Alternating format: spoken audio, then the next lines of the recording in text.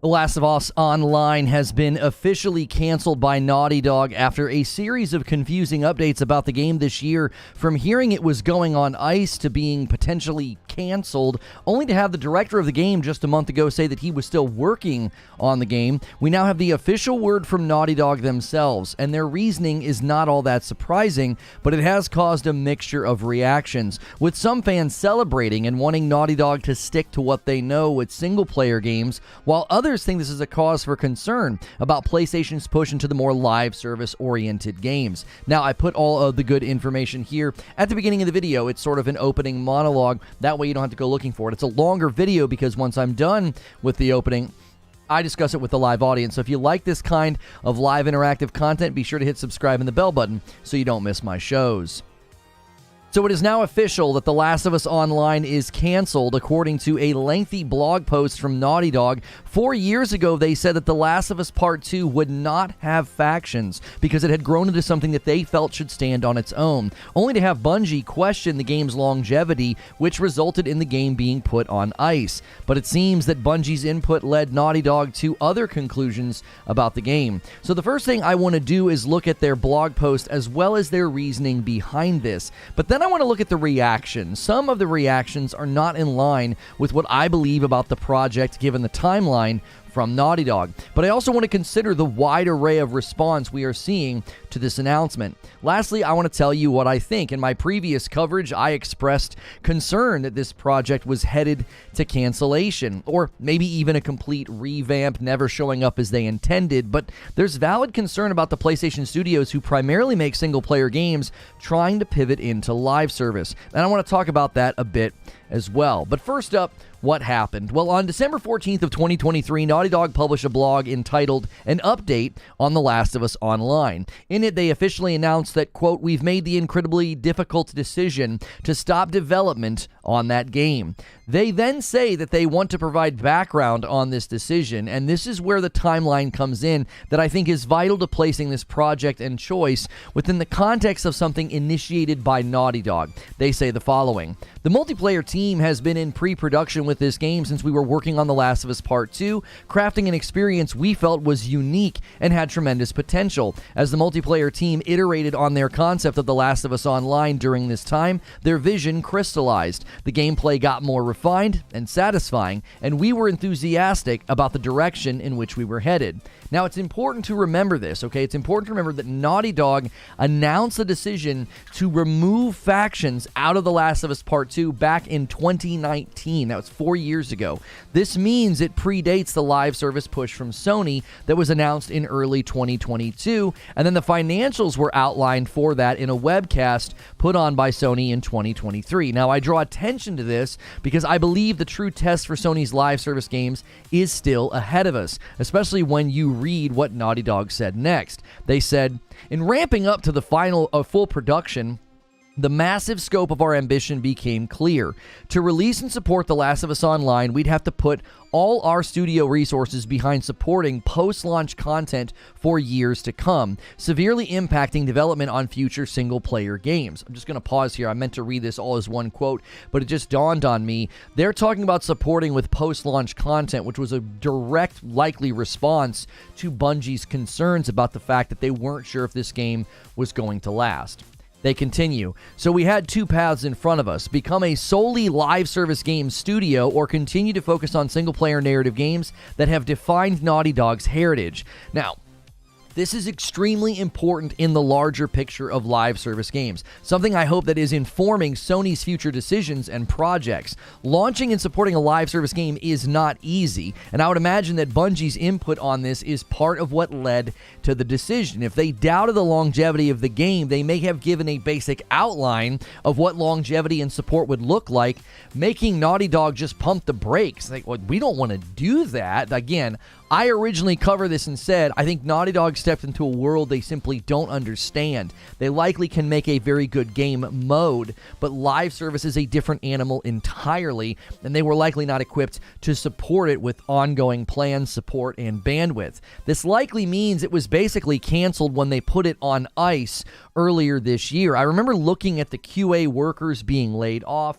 employees had been moved to other projects, and I thought, this really sounds like a canceled project, or at the very least, a completely rebooted project. But then recently, when we covered the director saying that he was still working on it, I thought, okay, I guess there's a variety of ways this plays out. But even in that coverage, I kept saying, there's a distinct possibility that this game gets canceled. I just didn't have a good feeling about the project given the mixed messaging we were getting on it. Well, it turns out cancellation was the only option unless they wanted to become a live service studio. Needless to say, this has sparked a lot of reaction and a lot of feedback from the public. So, what are people saying? Well, the first and pretty common response that I'm seeing is, hey, this is good. Naughty Dog needs to stick to single-player games anyway, and I actually agree with this to an extent, especially given what Naughty Dog said. If a super experienced, award-winning single-player studio has to choose between becoming a live service studio or sticking to what they know, the best business sense is to stick to what you know. But I do think this response is underselling how good the game could have been. To me, it's more about the demand it would have made of the studio. Live service games are very risky as well, so there's a chance it just doesn't work, and we saw what happened to Bungie when you start to lose your audience or if you start to miss your targets. So I'm actually glad they did this, because if they would have pushed this out, decided to turn into a live service studio, we might not see Naughty Dog in the future, because they could have looked at absolute financial ruin, or they could have struggled, or could have had to lay people off. You just don't know. If they weren't confident in the game's future without supporting it with the entire studio, I think they made the right call. Now, another response I'm seeing is there are folks saying, well, just release it. Just release it and let us play it. I actually agree with this in part because of my own curiosity. I would love to try it out, break down the systems, the content, see what they were shooting for, but I don't agree with this with respect to the IP and what it could do. Right now, folks feel disappointed, but the gaming world at large doesn't pay attention to Twitter, YouTube, or developer blogs, so they have no idea if this game is a thing or not. Releasing something incomplete removes all doubt from any player who touches the game that it's bad or not ready or undercooked. And both Naughty Dog and Sony want to protect The Last of Us as a brand and an IP. The show had a direct impact on game sales, and after the abysmal PC port, I don't think they want any more low-quality releases of anything attached to The Last of Us. Now, some responses I'm seeing don't seem to be considering the timeline that I outlined earlier. I'm seeing folks say things like, well, Sony doesn't know what they're doing with live service, or Sony's live service plans have failed. I believe this timeline that I've outlined with Naughty Dog shows that the decision was made well before any live service push from Sony, and they also seem to have some level of autonomy to say, no, we are not going to become a live service studio. I would imagine Sony would support that decision given Naughty Dog's history with the platform. I also believe that many are jumping the gun on decrying PlayStation's live service push as a failure. It was only announced in early 2022, and just this year in 2023, they outlined the increase in funding. Games simply do not launch that quickly. We get press releases and announcements for games all of the time. We don't conclude that the studio or the publishers are failures 12 to 20 months later when nothing has come out yet. So I think the Sony live service experiment hasn't been truly tested yet. As far as I can tell, Helldivers 2 will be one of the first games. And we know that Sony has already lowered the expectation from 12 games by 2026 to just 6 games, with the other 6 potentially going through similar evaluation processes that Naughty Dog went through. I totally get why folks are quick to rush to judgment of live service games or live service plans. There's a growing animosity toward live service games, and not without good reason. Many have failed, or they have practices with FOMO. FOMO is fear of missing out, and they leverage that against the players very often, or microtransaction practices that many gamers dislike. But from my perspective, live service games will be a part of the future of gaming. The evolutionary steps to getting it right or trying different formats will be the key to success. So I get why people don't want to see a live service push, but I think we're jumping way too quickly to say that the plan has failed when nothing's really come out yet. One last reaction I've seen before giving my thoughts on this is that Sony is in trouble. I'm not quite clear where this is coming from. Both game and hardware sales have been very strong for PlayStation this year, and that's after they internally delayed games out of 2023. I can't really agree with this sentiment that Sony is in trouble. The market leader, by all accounts, is continuing to lead, but I think that lack of first-party games this year has led many to conclude that something is wrong. While I can admit my own disappointment with the thinner year with respect to first-party game releases and first-party game announcements, we already have The Last of Us 2 Remaster in January, Helldivers 2 and Final Fantasy VII Rebirth in February, and Rise of the Ronin in March. That's the beginning of the year. That's the first 3 months. We already kind of have the roadmap that we're going to get. I'm hoping we get some sort of state of play or something to cast a vision for what comes after that. I don't know if we're going to get another one of those in December. I'm still waiting to see if Sony decides to cast a vision for the entire year, or are they just going to start piecemealing it and only do the showcase in the summer. Now, granted, Final Fantasy VII Rebirth is not a first-party game, but it's functionally first-party, and we're still waiting for release dates for Concord and Foam Stars. Pursuing, I think if you just go and look for a list of games coming in 2024, there were a lot that I noticed are also just coming to PS5 and PC, like Pacific Drive, Ultros, Baby Steps, Earth Defense Force 6, Forever Skies, Raven's Watch, and Towers of Agasba. That's just to name a few. So for PlayStation owners, I don't see a cause for concern here. I know people are upset. I get it. I thought this game was going to be potentially pretty cool, but it's just not coming out. I don't think we need to decry the platform as failing or in trouble. Unless you were really looking forward to The Last of Us Online, I do understand that disappointment and anger, but I don't think we need to jump to those conclusions, which is time for me to tell you what I think.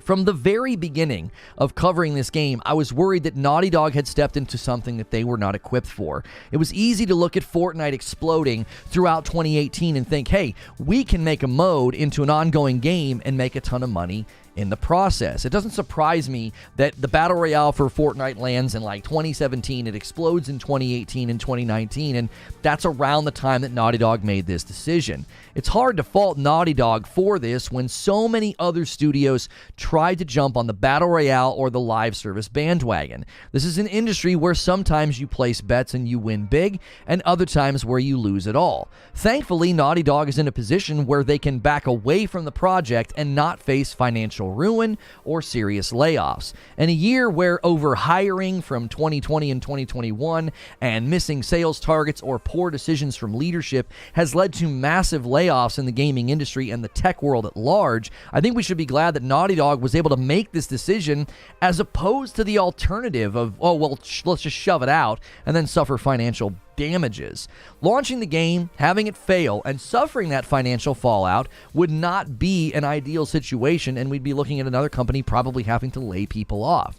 I also believe that the greatest piece of insight we got from this is that you can't just throw some of your studio at a live service game. You've got to be all in, which is raising concern about the other projects for PlayStation Studios working on multiplayer or live service games. I saw an article by Game Rant saying that, well, this could mean Guerrilla will face similar challenges and problems with their Horizon multiplayer game.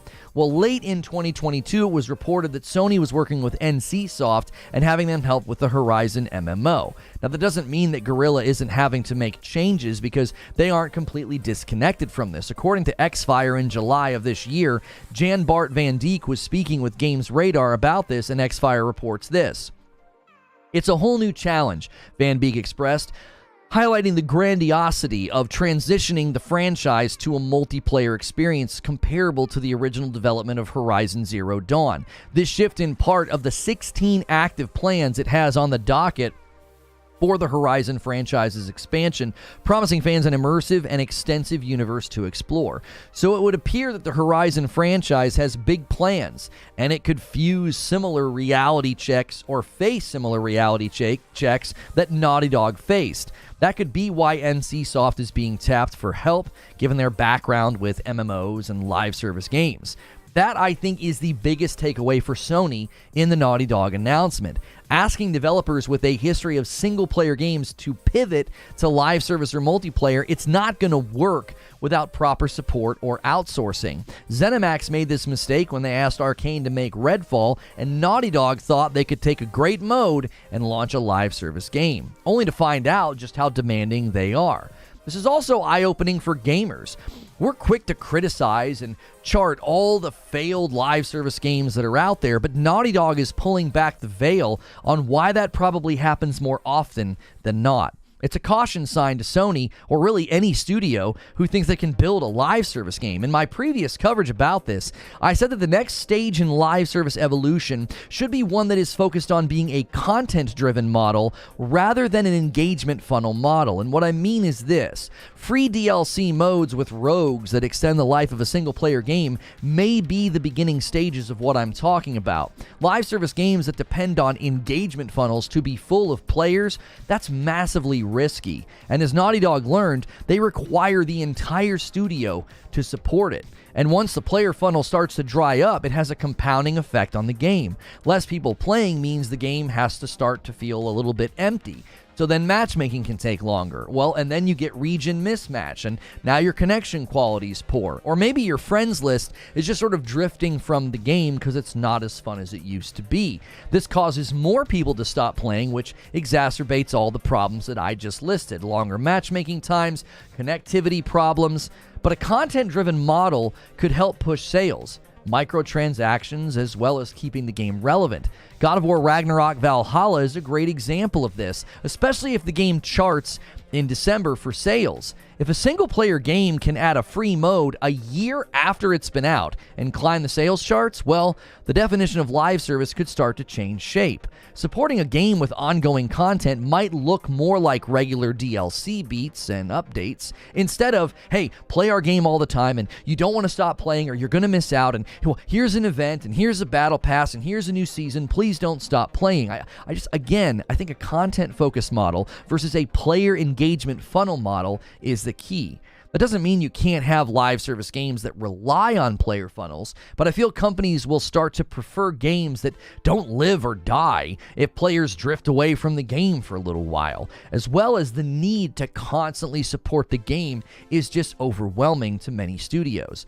No matter how you shake it, we're not getting The Last of Us Online, and this could be a good thing for all the studios setting their sights on this plan. And that includes PlayStation as a platform and a publisher. But that's just what I think. Now I want to know what you think. So let me give you my thoughts and my conclusions on this, sort of a closing thing we do in the monologue to transition into talking to the live audience. The first thing I want to say is it's never fun to see a project canceled or failed. Yeah, I almost ran and I told you so, because I'd been saying for a while that I thought this thing was getting canceled, and I got a lot of grief. There were Sony fans that were like, no, it's not, it's coming. And I was like, I just don't think so. It has all the hallmarks of a canceled game. I think given the two choices, though, not launching, it's better than launching and failing.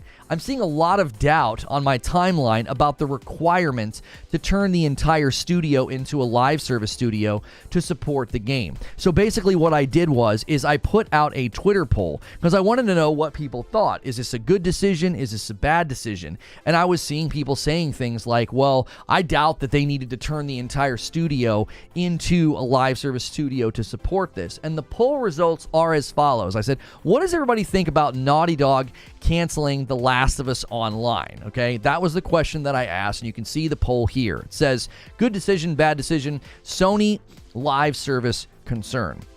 So roughly 60% of people are saying, look, this is a good decision. 16% are saying bad. But there's about 25% of the people that responded to this out of like 1,300 votes that are like, look, this is a Sony live service concern. I don't know if this is a good idea. So that was the findings in the poll. But one of the responses I got was, They didn't need to do this. He basically was saying they were lying, okay?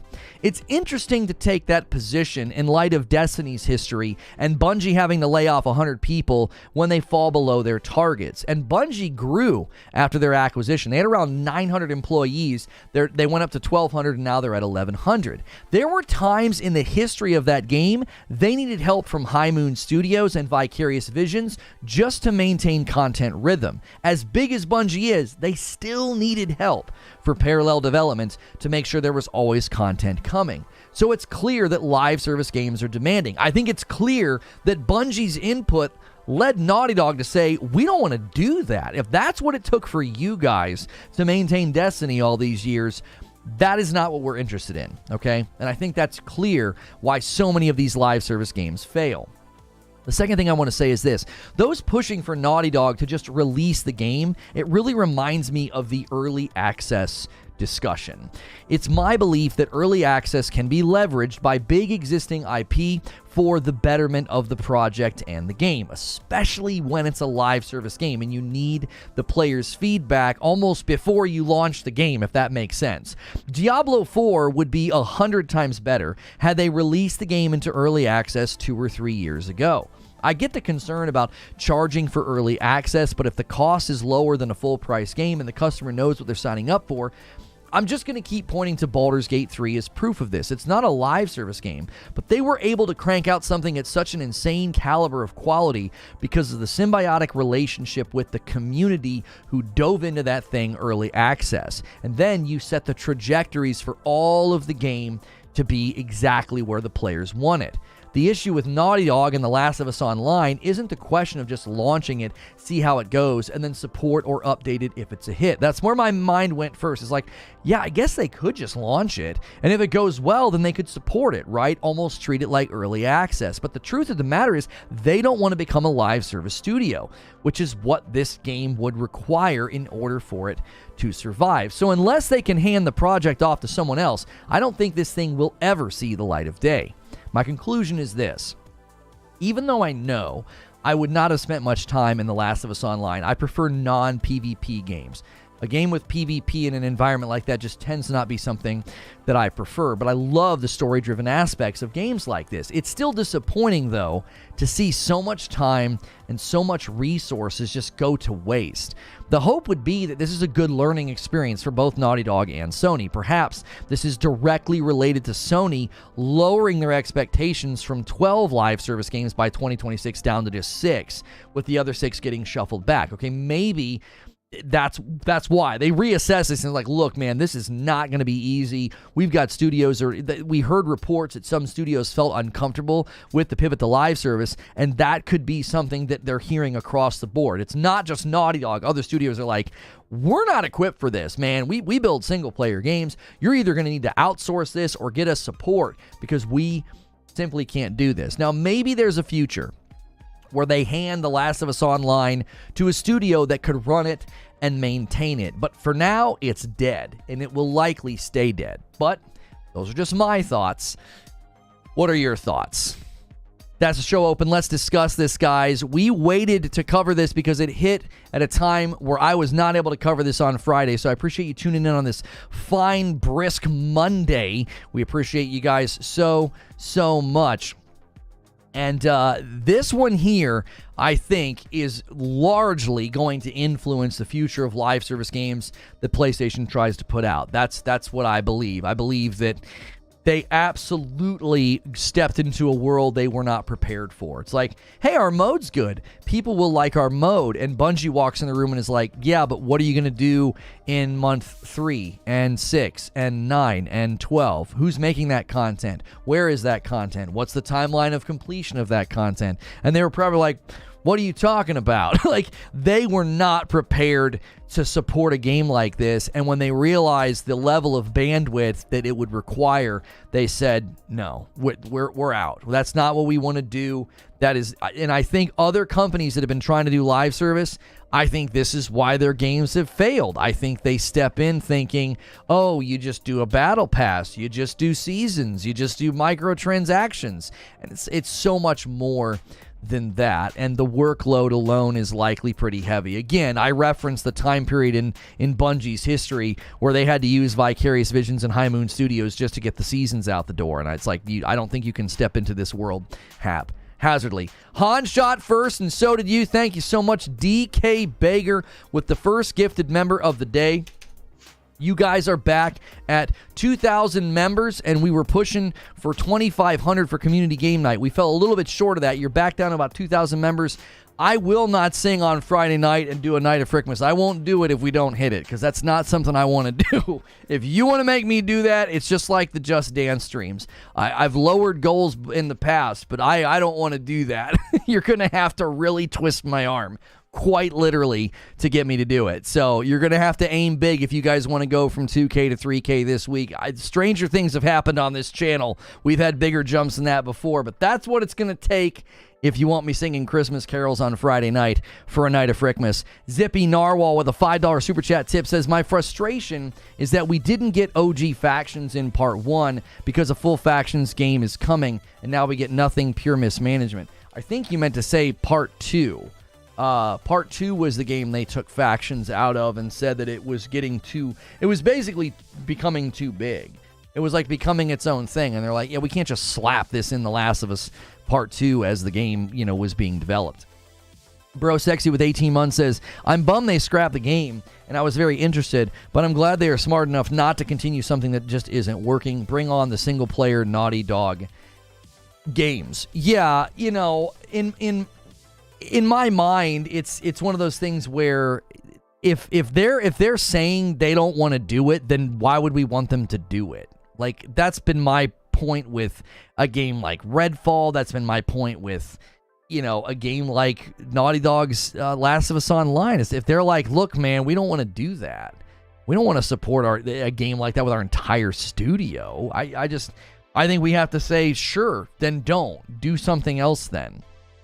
It sucks to see all the work scrapped. I don't know how many people have been working on it over the years. I don't know how far the game was in development, but it was like, I don't think that they anticipated the bandwidth required to support it. It took them 4 years to realize they didn't want to be a live service studio. I call BS, corporate speak, use live service buzzword to save face. That doesn't make any sense. Like, if you're trying to make sense of the situation, what you're saying doesn't make any sense. They made the decision in 2019 to separate it as its own thing. And then, as they're getting close to being like, hey, this thing, and Druckmann said, wasn't it Druckmann that said it was like their most ambitious thing that they had ever built? Bungie takes one look at it and is like, this doesn't feel like you guys have something that's going to last. They were worried about longevity. They were worried about longevity. Because it's like, if you're not equipped to build the content, you're just building a mode. I don't think that they're doing corporate speak. I think this is a direct result of Bungie's oversight. Bungie walked in the room and said, okay, cool, you got a great concept. Where's your content plan? Where's your content plan? And if you're going to do a content plan, here's a mock content plan of what we did with Destiny. Here's what it took. And they're like, we're not doing that.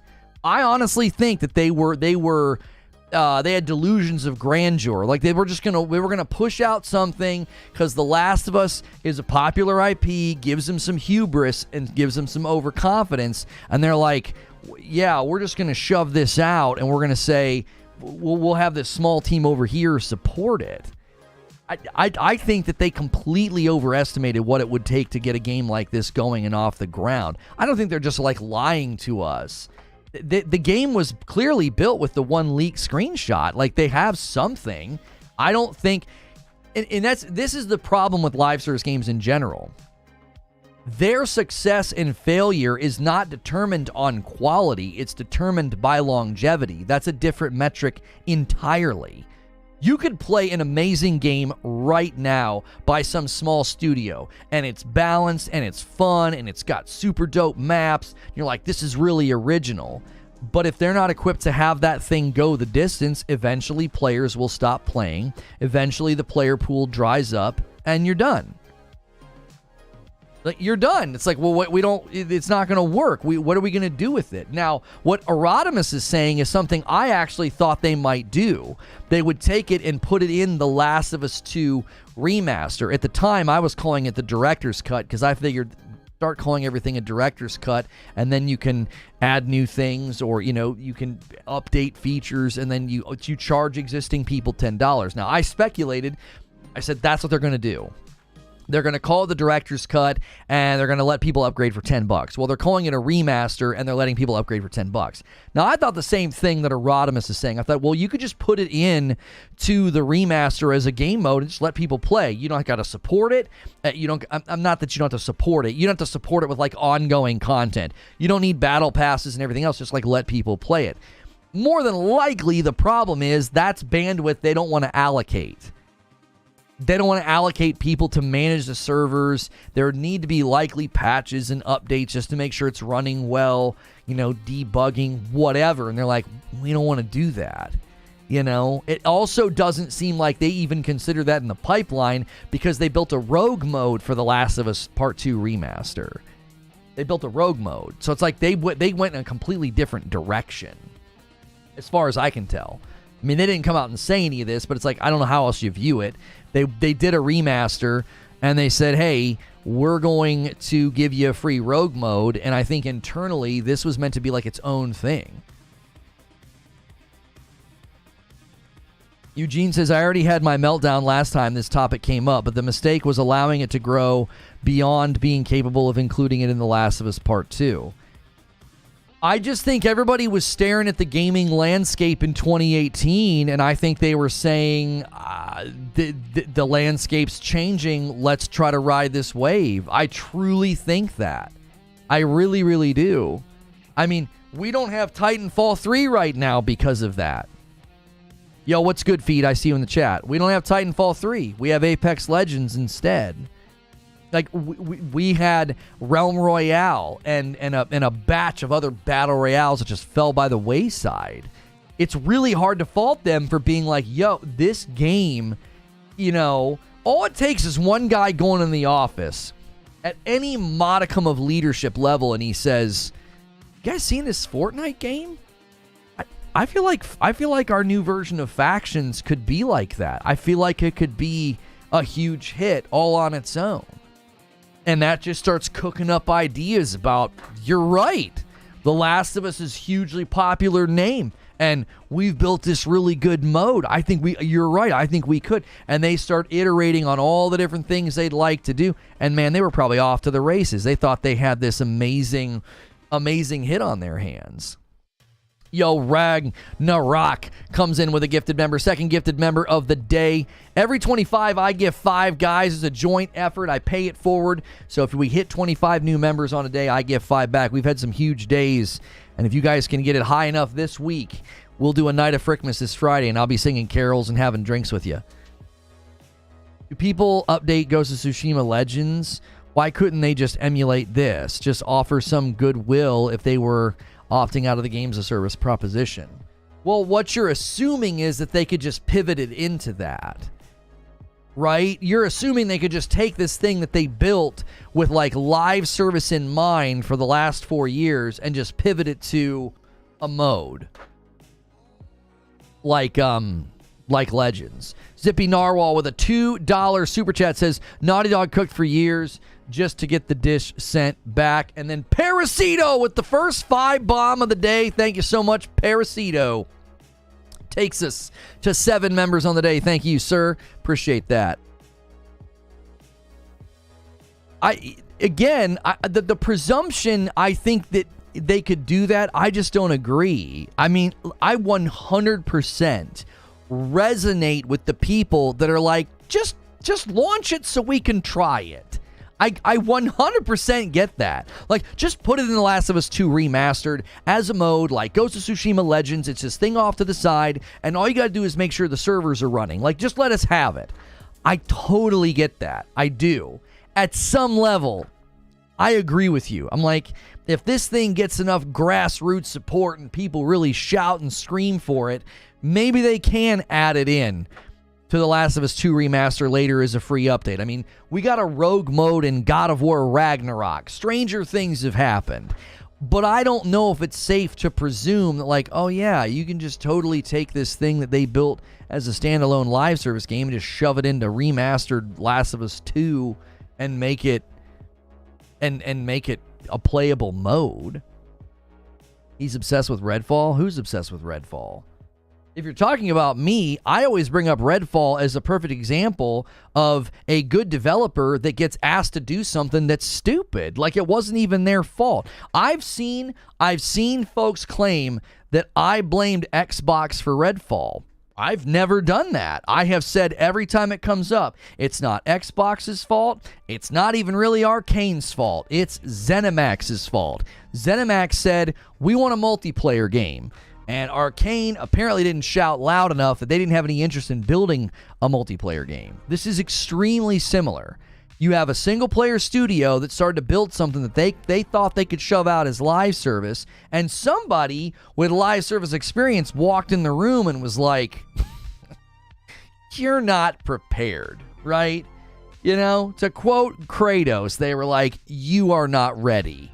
You are not ready for the live service gamut. You're simply not. You've got something that looks nice and looks polished, and you've only put half a tank of gas in it. Who's going to keep filling this thing up? And so the back and forth, probably at some level, there was this is what it takes. This is what we've done with Destiny. And Naughty Dog said, yeah, I don't think that that's what we want to do. That means shelving other projects. That means pivoting away from being a single-player game. That means pivoting away from what we're known for, you know? And it's how do you not call that the right decision? Like, I think the decision to build this as a standalone, that was the mistake. If people want to talk about bad decisions, that was the bad decision. That was a bad decision. They looked at the landscape and said, we can do what Fortnite's doing. 100%, we can do it. And they found out 4 years later that it's not that simple. And I think the thing that keeps coming back to my mind is everyone's acting like, well, how stupid could you be? How could you build a game this long and not know that? Have you watched what's transpired for the last 4 years? The reason that people have such a high level of animosity towards live service games is because look how many have come out and failed. Look how many big studios thought, we're gonna do this thing, man. Look at Anthem as a prime example. What happened? A studio known for single player games tried to come out and really flex on the live service landscape, and they were completely ill-prepared. BioWare magic didn't save the game at the final moments, and there was no content plan. Like, if you just played Anthem, you just picked one of the javelins, and you just played through the campaign, it was a good game. It wasn't excellent. It wasn't at the level of BioWare's history, but it was just like a good game. It was like, this is pretty fun. Combat's pretty fun. The movement and all of that was fresh and new. The flying and the slamming of the ground, it was awesome. Okay, it was a fun game.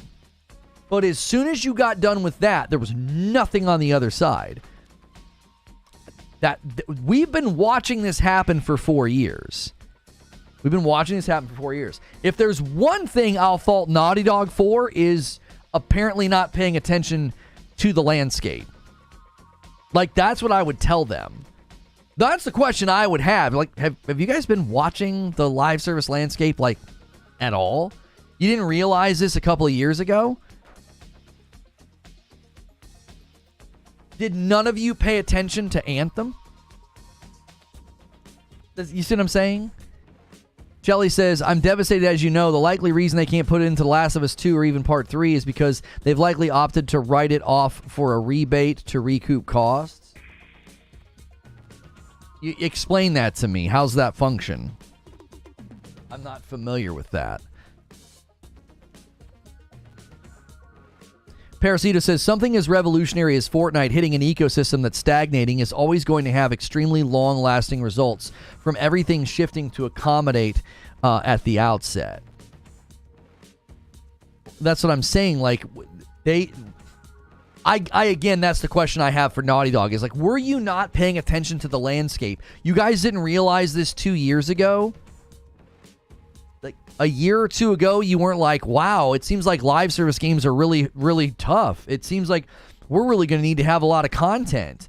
And no one asked the question at the offices to be like, well, who's going to make that content, you know? Again, maybe they were a little doe-eyed about it. Jim Ryan sure didn't. I'm not sure why you would invoke Jim Ryan. Jim Ryan was the one who said we need to do live service because it's a significant future in the gaming space, and they go and get Bungie to help. I feel like Jim Ryan did look at the landscape and make a decision to quite literally keep things like this from happening. Like, I don't think Naughty Dog was paying attention to the landscape. If it took Bungie to walk in the room and like ring their bell to be like, what are y'all doing? This isn't, you didn't build a game that can last. This game's got 2 months shelf life, maybe. The only way you're going to get this thing off the ground is with tons of content. And if you're not willing to build it, then shut the whole thing down. You're not prepared to do what you set out to do. I don't think you can faulting Jim Ryan doesn't make any sense. Like, what did Jim Ryan have to do with this decision? Naughty Dog made the decision 4 years ago. The announcement about the live service push was in 2022. The Naughty Dog's decision to do this predates Sony or Jim Ryan's efforts to increase their live service presence. And the funding was announced this year. It's 2023. So 4 years later, they say, we're going to increase our investment into live service. And they've recently come out and said that's the continued plan. They've just adjusted the timeline of instead of 12 games by 2026, they've said there'll be 6. I don't see any reason to invoke blaming him. It just doesn't make any sense. That feels more motivated by something else. Like, it doesn't feel motivated by like fact finding and timeline breaking down. Like, let's break down the timeline. It doesn't make sense. Like Occam's razor, the most simplistic summary is Naughty Dog thought they had something special 4 years ago, and Bungie walked in the room and gave him a wake up call and was like, "This thing isn't gonna. What do you do? What do y'all think you're doing here?" And they said, "We can't do this." That doesn't seem to have anything to do with him. Jim Ryan was the head of PlayStation, of course. This is his mismanagement. Again, I just think the insistence on blaming Jim Ryan or Sony is more driven by antagonism toward the console. That doesn't line up with any of the logic of the decision making. Naughty Dog seems to be functioning pretty autonomously in this decision. 4 years ago, they decide we're not going to ship it with The Last of Us Part 2. And then what's Jim Ryan do with management? Seriously, analyze it. What's he do? He brings in a company to assess the quality and the viability of the live service games. And what's the result? Your game's not going to last. That actually sounds like good management. Now, it's too little too late for a game like Factions, but the play that he put in place comes well after Naughty Dog's decision. So if Naughty Dog makes this decision internally and they're allowed to do this, as far as we can tell, these companies are not functioning at the behest of him. Like, hey, is this cool if we do this? Is this cool if we decide not to do this or to do this? I don't think so. I don't think it's run that way. These companies don't operate. You'd never get anything done. If every major decision like that, they'd be like, well, we got to go ask Big Jimbo about this. The point of the live service push from Ryan is, if we're going to do this, we need to have somebody like Bungie ensure that we're ready to go. More than likely, this was the result of analyzing the landscape and saying, almost nobody's surviving the live service gauntlet. These guys have. Well, Bungie's in such a bad state right now, they have no right to talk. They're the best people to talk about a live service game right now. They're the best because they've got 9 years and they seem to be on the decline. That's great insight. That's insight you can't, well, I mean, you can buy it because Sony bought it, but that's crazy insight into, well, how do you successfully do this? Let's say you have a live service game that essentially their plan is to survive for 5 or 6 years. Well, Bungie could tell you exactly how to do that. If you want to survive for 10 to 15 years, I don't think Bungie could tell you how to do that. I think they've hit the same wall. No, I believe that was misreported. The Max Payne voice actor, I believe it was a different person. A lot of things got misreported over the weekend, and retractions are already out in place. It's sad for us Factions fans because they didn't remake Factions in PS5 Remake because they'd assume they'd have Factions 2 out. Now we're sort of empty-handed. The PS4 servers won't be live forever. No rings today? No, I haven't been wearing them for a while. When it gets cold, they constantly fall off. It's been weeks since I've worn them. You just now noticed.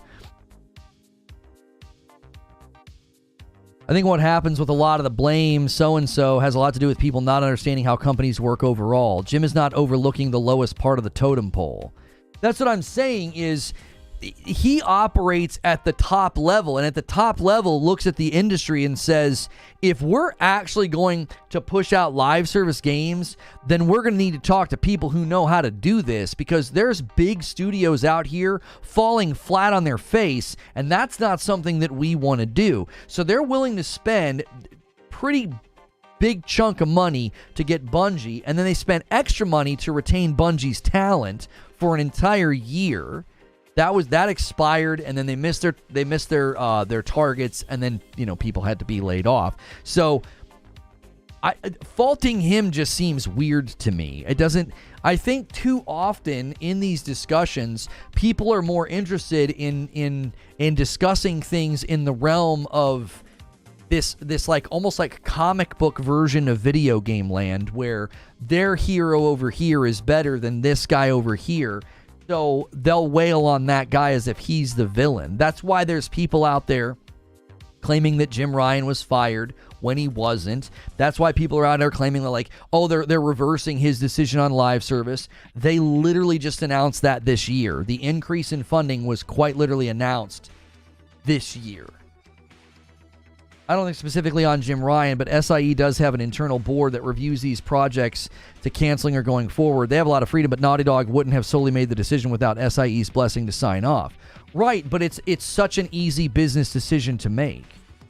You think SIE is going to say, no, turn your entire studio into a live service studio and cancel all your single player projects. You're better known for single player projects, but like, of course SIE signed off on this. The point I was making is SIE or Jim are not the causality here. Everybody always wants to misdiagnose and say that guy at the top's a causality. They do the same thing to Phil Spencer. They act like Phil Spencer is basically every developer and every engineer on every project. And it's like, that's just not how these systems work.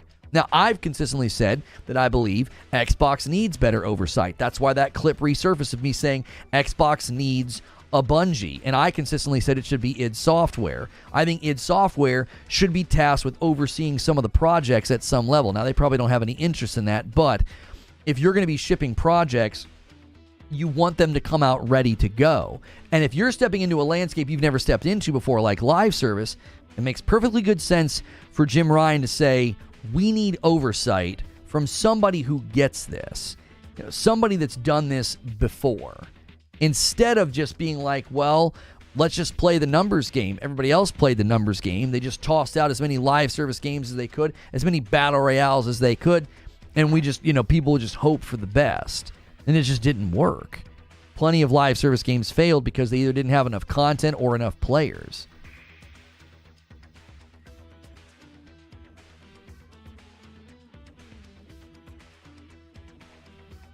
That guy is not real, Alapark. He's been called out before. I'm pretty sure that's a fake account on Twitter. I don't think that's a real guy. When Redfall failed, Phil Spencer took responsibility for that game, but you can't put this management on Naughty Dog game at Jim Ryan feet. Well, those are completely different scenarios, Erodimus. Those are completely different scenarios. If this game, if The Last of Us Factions would have launched and was garbage, you better believe I'd be looking to Jim Ryan to be like, yo, what's with the internal, you have these internal mechanisms to make sure this doesn't happen. What's going on? That's not even relatable, because Jim Ryan literally put in management procedures and oversight to keep the public from getting a piece of crap. That's not comparable at all. The internal mechanisms at Xbox had Redfall scoring double digits higher than it did. And it's fallen lower since then.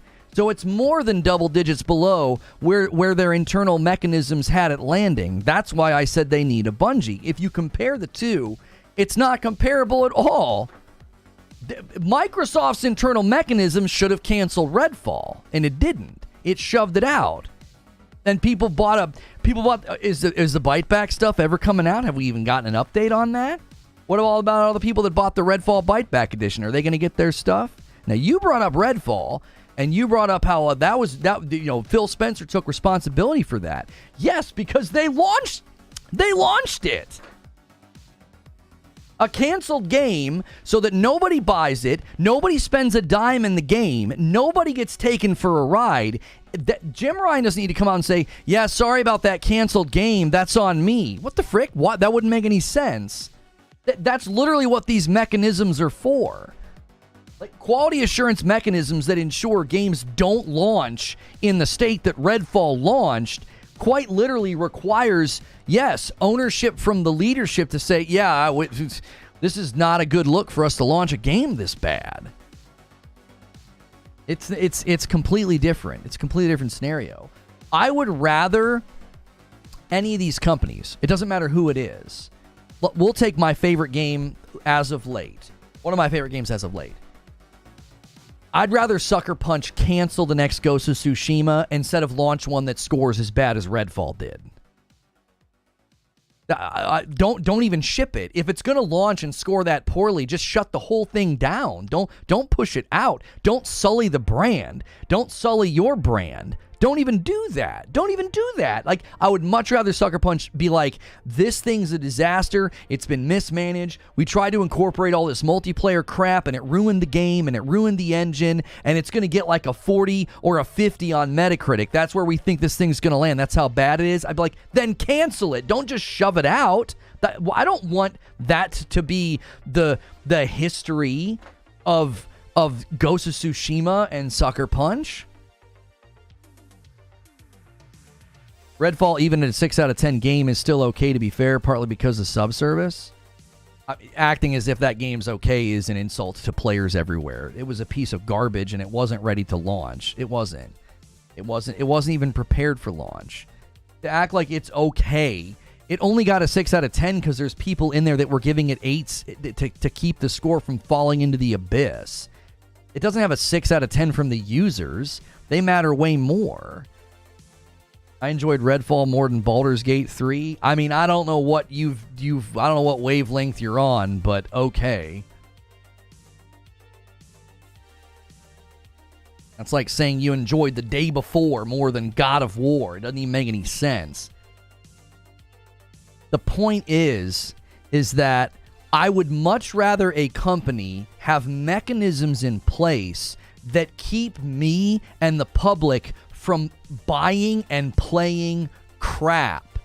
Like, that's something that you should celebrate. You shouldn't be like, well, at least we got a game. It's got a 4 or a 5 out of 10, but what the hell? Where are we? Like, why would that be better? Like, the people that are, like, telling Naughty Dog just to release the game. Like, what? Why? It's clearly not ready. It clearly would look bad. It would look bad on the company to push out the game. And then what's the headline? What do you think the headline is? In a month, Last of Us Online player pool plummets. Last of Us Online player count cut in half. Like, you see what I'm saying? Like, that's not, you don't want to do that to your brand. That doesn't even make any sense. A 5 spot from God tier greatness with a 5 spot. I said it once, I'll say it again. You're only as good as your last game. Right. Shooter Forever says TLU Online being canceled isn't Sony's fault. It's the result of a studio that believed their own hype and got reality checked by Bungie. Shooter Forever, that's exactly what I've been saying. That's exactly what I've been saying. The reason it didn't come out is because Sony, under Jim Ryan's leadership, set up mechanisms to be like, if we're going to do live service, we're going to do it right. And apparently Naughty Dog wasn't prepared. They were ill-prepared. And what it would have taken for them to properly launch it would have been, they would have had to completely change the nature of the studio, and they weren't willing to do that. And I don't think we want any company doing that. I don't want any company saying, all right, well, we have an incredibly impressive catalog of fighting games, but we were doing this little sim project on the side, and we're a sim studio now. Like, you don't want a studio completely jettisoning out from what they're known for. You know what would have happened had they done that? They'd have lost so much talent, people would have walked. People would have been like, I don't want to work at this studio now. That's not what I signed up for. You just canceled my single-player project so that I can work on some live service game? What am I making? Skins? What am I doing? Maps? Guns? This isn't what I wanted to do. You would lose talent. You would the studio wouldn't even look the same in a couple of years. It would have been terrible.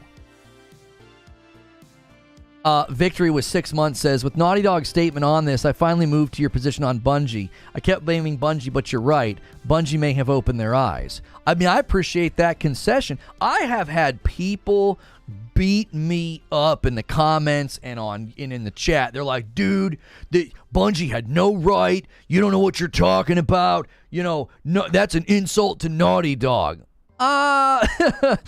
With respect, I think that you're wrong. I think that Naughty Dog got a little too ambitious. They said this was their most ambitious project. They did. And I don't think that was a lie. I think that was the truth. I think it was their most ambitious project. And I think it was so ambitious that in order for it to survive, other things would have to die. And that reality check, I think, just completely lampooned the game ever coming out. You know? I don't think TLU Online would have been bad. The devs said it was the best thing they've worked on. I just think Naughty Dog didn't want to turn into a full live service studio and abandon a single player. Right, and Mr. B, that's what I had said from the very beginning. I said, I have no doubt they made a great mode. Like, no doubt at all that they were able to build a really good mode. I was like, I'm sure it's good. That doesn't mean you're going to play it in 2 months. That doesn't mean you're going to play it in 3 months. I mean, how many of you had a really fun time in Splitgate? Remember that? You guys remember Splitgate?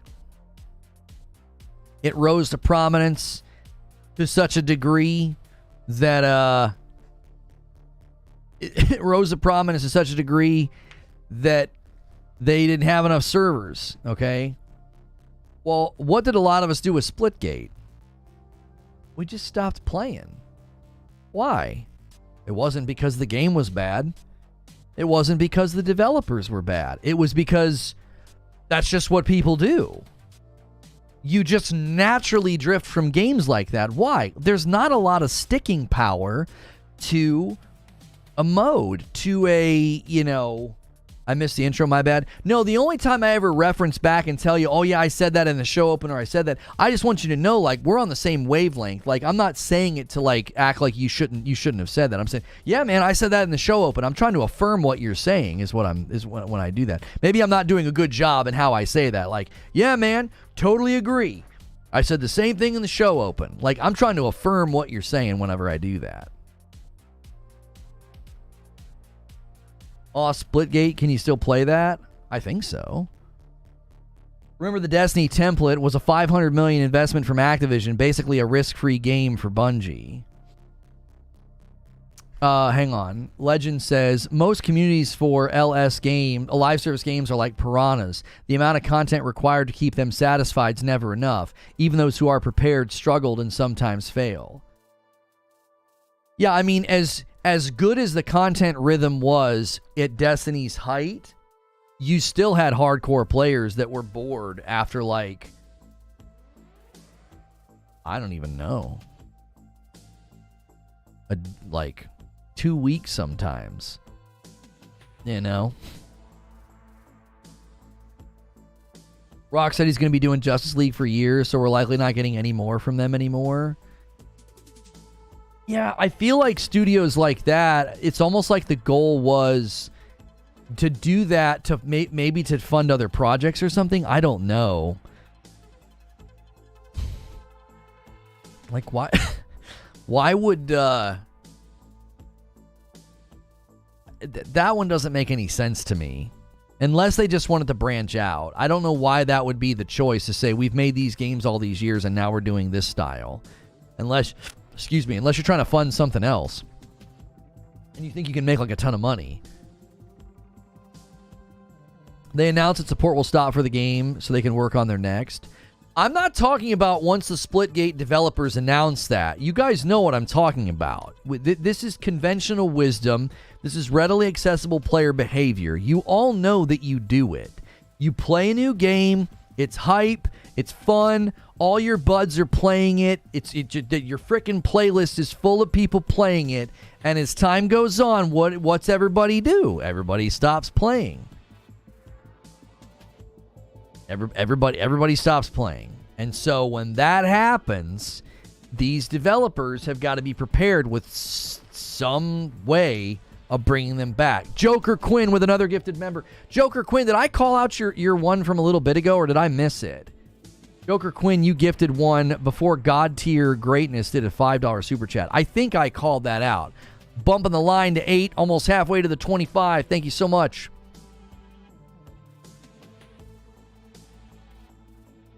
Ryan made a decision on changing Sony's focus based on making more capital that went against Sony's established model, and even Naughty Dog was developing TLU 2 since 2014. Jim Ryan did not make a decision to focus on more capital that goes against their established model. That's incorrect at a financial level. That's not true. Their webcast this year showed that their investment in the traditional model and traditional games is increasing.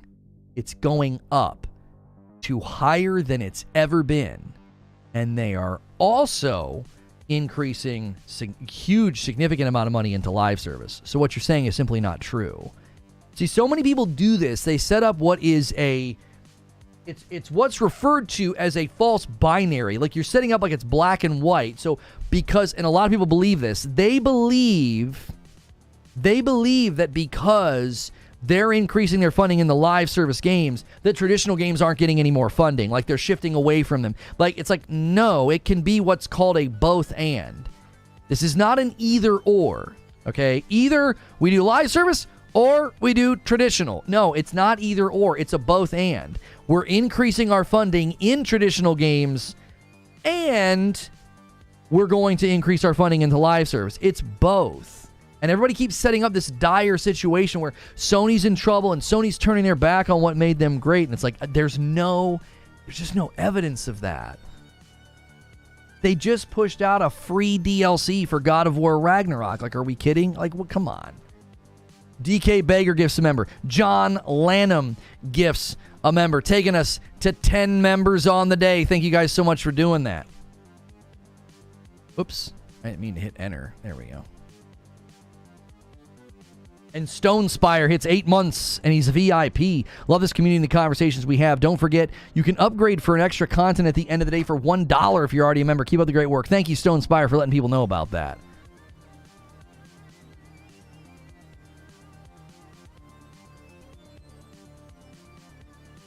There was a developer who was working on the game who's currently at Firesprite. Said it was the best multiplayer game they'd ever played. It's a shame. I don't doubt at all. Did I call you John Lanham? Oh my gosh, I'm sorry. Jordan Lanham.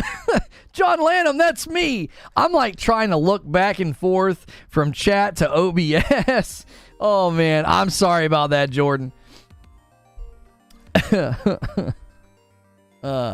Guys, we are 1 hour into the stream. Do me a favor, smash that like button. Almost 600 people here. We should easily have 300 likes by now, so let's push that number. A lot of the times it's not been saving your like, so if you're lurking and you're going through that ritual, make sure it saved your like button. YouTube's been kind of messing with the front end, and it's been messing some certain things up.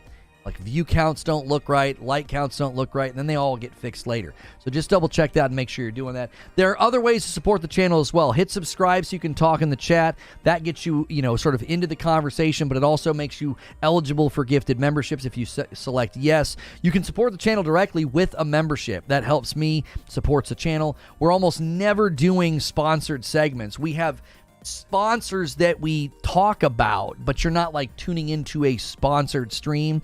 Largely, this channel is sponsored by you with the memberships and the gifted memberships. It's how we do what we do. I'm a full-time streamer with a channel that only has like 30,000 subscribers. That's quite literally because of the paying members. And then we also have coffee drinkers. Be sure to check out reforgeroast.com. The flavor profiles are all listed there. I thought that was walked back. I thought I saw retractions this morning about that actor who had passed away. I saw two different people in my timeline saying that it was a different John McCaffrey. Did the real, in fact, John McCaffrey, voice actor Max Payne, did he actually pass away? I saw two retractions this morning.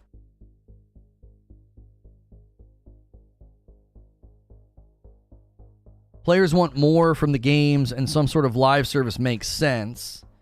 Console sales are not growing at a rate gen on gen to support the dev of some of these AAA games. Hang on. Oh, console sales not growing at a rate to support the dev costs of some of these games? I don't understand what you're saying.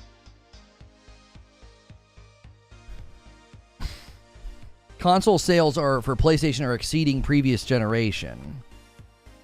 Why would that not be at a rate to support the games that we're continuing to get anyway? I don't understand what you're saying. We're getting games. We're getting AAA games. We're getting AAA budgets.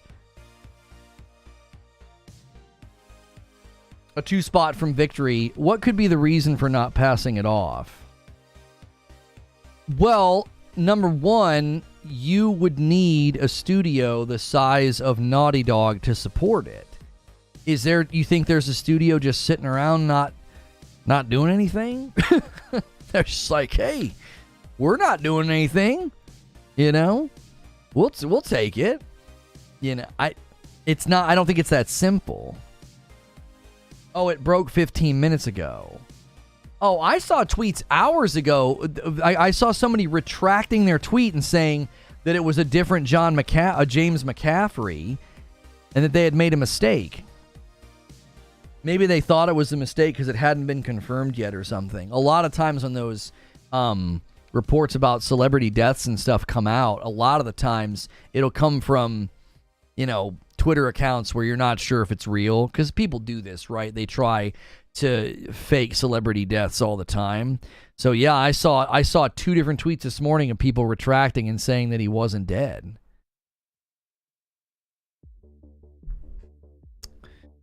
Ben Studios' Uncharted debacle scared them off. Naughty Dog notoriously controlling their IP. Well, yeah, it's a combination of things. Do they even want to hand it off to somebody else? Do you want some other studio managing your property? Imagine you hand The Last of Us Online off to another studio, and they just completely mismanage it, and they're scummy with the micros, and they do stuff and updates and patches, and they do all kinds of stuff that ticks everybody off. Well, you don't want some other studio doing that to your property. Oh, now he's got another. He says, sorry, it seems to be true. This guy retracted because he wasn't 100% sure, but it seems to be getting confirmed now. Okay, well, that's my mistake. I mean, like I said, I saw a guy this morning saying that, oh, it's not true, it was somebody else. With a name like James McCaffrey, right, there's probably other James McCaffreys in the world, and I think he thought it was a false positive.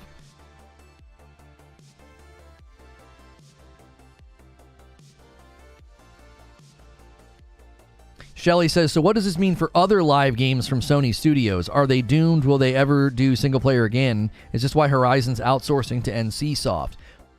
Yeah, I made sure to include that in the show open, Shelly, because I think that's a really good question. I actually think Sony knew this maybe even before Naughty Dog did. I think they knew we need help. We need oversight, so they got Bungie. And then it was reported in the middle of last year that they were tapping NCSoft to help with the Horizon multiplayer game. Well, it was reported Horizon MMO. Now, according to Guerrilla, they have like 16 different projects in the pipeline for Horizon's property. 16 different. Why does it not let me middle click on these? It's so annoying. Sorry, I was distracted. I like middle clicking things open into a new tab, and it wasn't letting me.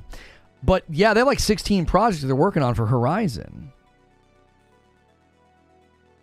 So the question is, it's like, okay, how are you guys working on all of that? Because look at what Naughty Dog's saying. Naughty Dog's saying, if we were going to support this live service game, we're going to have to convert like the whole studio.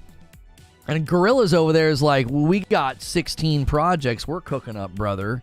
Like, okay, well, how are they doing that? You know, I don't know. I don't know how they're doing it.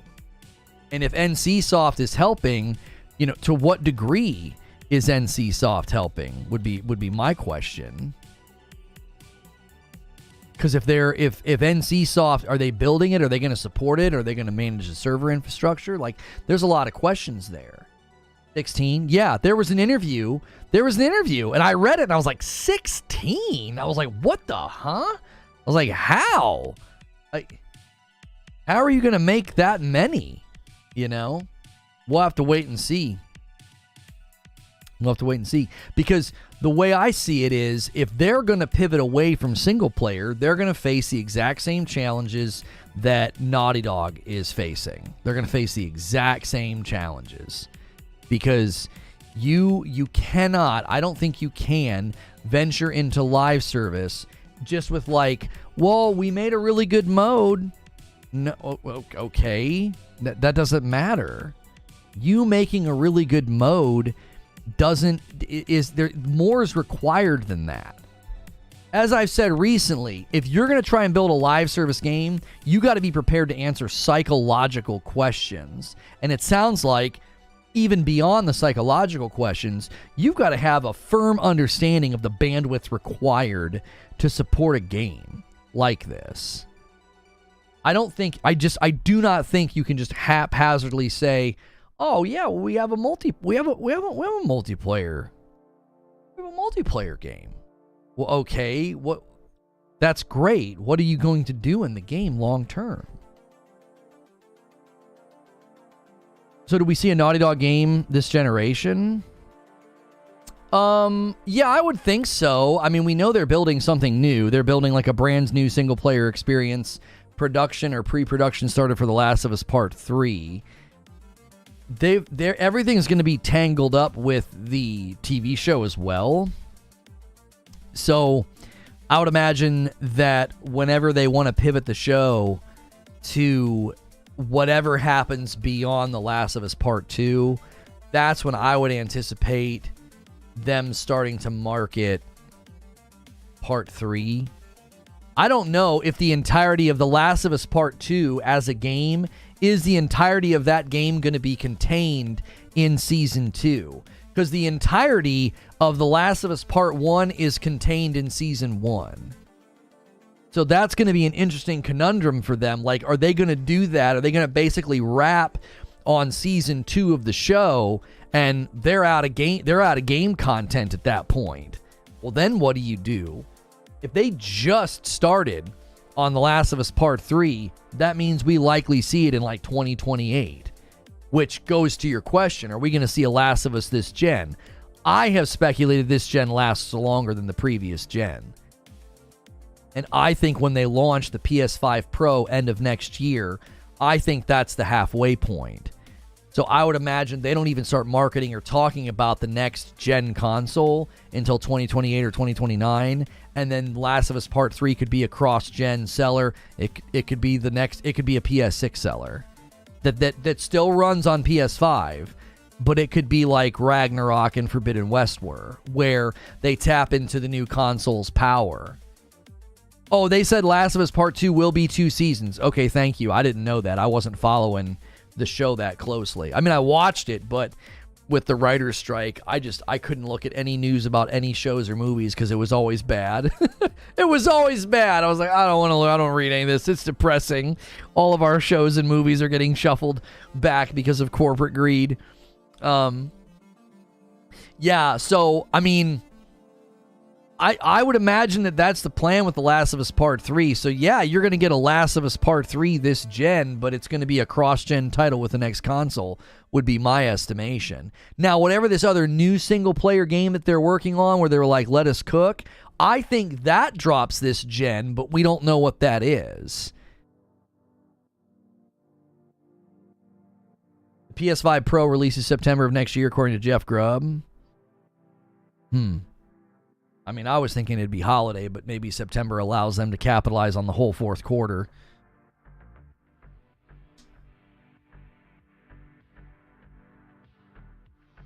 PS6 seller, yo, what's good, RT Mayday? Are we already at a point where the PS6 talked about even in theory? Oh, of course. Yeah, you always have to think about, with how long these projects are now getting, the PlayStation 6 is a part of the conversation now, 100%. Because any game that starts production this year or next year is going to land in 2028 and 2029. Well, it stands to reason that around that time you're seeing the PlayStation 6 rear its head. Because next year is 2024. I believe that's basically the halfway mark of this gen. That's what I believe PlayStation's plan is. And if that's the case, then PS6 is 2028, 2029, which means all projects currently starting right now, all big, large-scale AAA projects starting right now, they have their sights set on cross-gen. Unless the PlayStation 6 is further out, because I said I could even see them pushing it even further. They could say 2030. They could try to get way more out of the PS5's life because of what they've been able to leverage with the devs and with the PS5 Pro. I mean, again, that's pure speculation, but it wouldn't surprise me at all if they try to get more life out of this gen and bump PS6 all the way back to like 2030. But again, that would be a change of plans. That would be a change of plans. And I think that change of plans would be related to the fact that the first 2 years, 2020 and 2021, were not an ideal launch. I feel like 2022 is like the true launch of PS5, and that would mean 7 to 8 years puts us at 2030. They didn't remaster or remake TLU 2 and 1 not to have TLU 3 on PS5. Yeah, I'm not saying they would skip it, Eugene. I'm just saying it would end up being a cross-gen title unless my previous predictions about this gen come true. If the PlayStation 6 is like 2030, then sure, The Last of Us Part 3 will be a big PS5, game. But again, with how long development takes and the fact that they're working on more than one project, I don't see The Last of Us Part 3 landing shorter than 5 years from now. A 5-spot from Kira He says, hey, Lono, just want to say again how important your streaming content is. Big thank you. Merry Christmas and Happy New Year. Thank you for the 5-spot, Kira He. If you guys are enjoying the show, there's a bunch of ways to support it. The best way to support it is to hit the like button, hit subscribe, and then gift some members. You can gift a couple. You can do a single, like Kira He just did. Thank you so much for gifting a member, paying that forward to somebody else. Every 25, I give 5 members back to the community. We're maintaining and holding about 2,000 members, which is incredible. Not to derail the discussion, but I think PS5 Gen for Sony is going to be extended due to the lack of pressure from competitors to compete on power moving forward.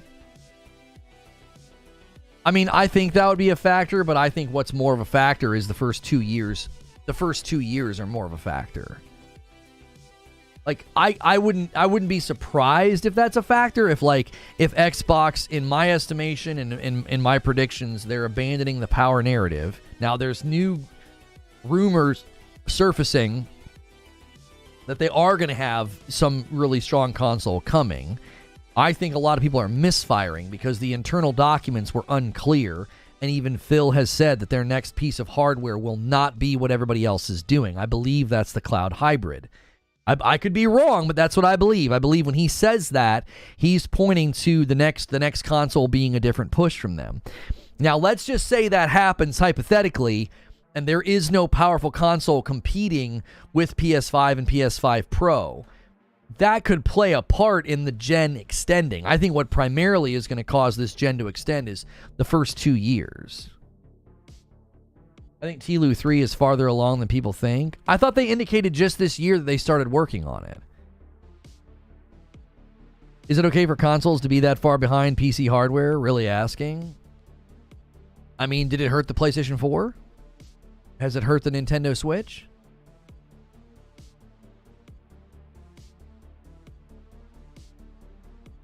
I mean, two of the most sold consoles in history, and I mean, one of them is incredibly weak. I don't know. I think it comes down to the consumers, and if the consumers are getting what they think is good enough, and they feel like they're getting the steady trickle of games that they expect, and their entrance into the marketplace is, $500 to $600. I don't think it's a concern of them to be like, oh, but my PS5 Pro is not strong as these amazing PCs out there. I don't feel like that's had an impact on the console market ever. I don't feel like that's a concern of the console user base. I mean, mobile gaming exploded on devices that aren't anywhere nearly as strong as consoles and or PCs. I don't think that the market is necessarily dependent upon that. They're just different market niches. Right. The only way you would stop seeing consoles, get support as they lag behind in hardware is if there was a monetary reason, if the consumers themselves were vacating that portion of the industry and flocking to PC. PC gaming is growing at a far higher rate versus console install bases. It would only speed that up. Yeah, but again, I think it's just presumptive to think that because the PC market is growing, that other markets can't be running alongside of them quite successfully. PS5's on pace to outsell its previous gen. We have no idea what the next Nintendo Switch will do. I don't think anybody anticipated the first Nintendo Switch hitting 130 million in saturation. So I don't know. I think you're falling into the trap of a false binary.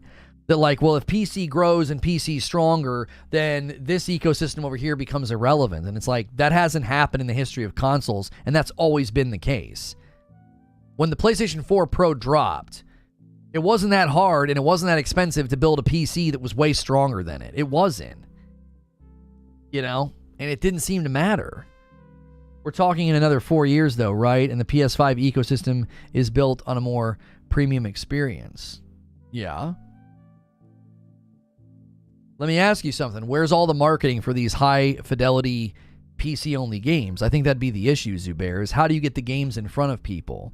Have you ever you've watched the PC game show with me, haven't you? It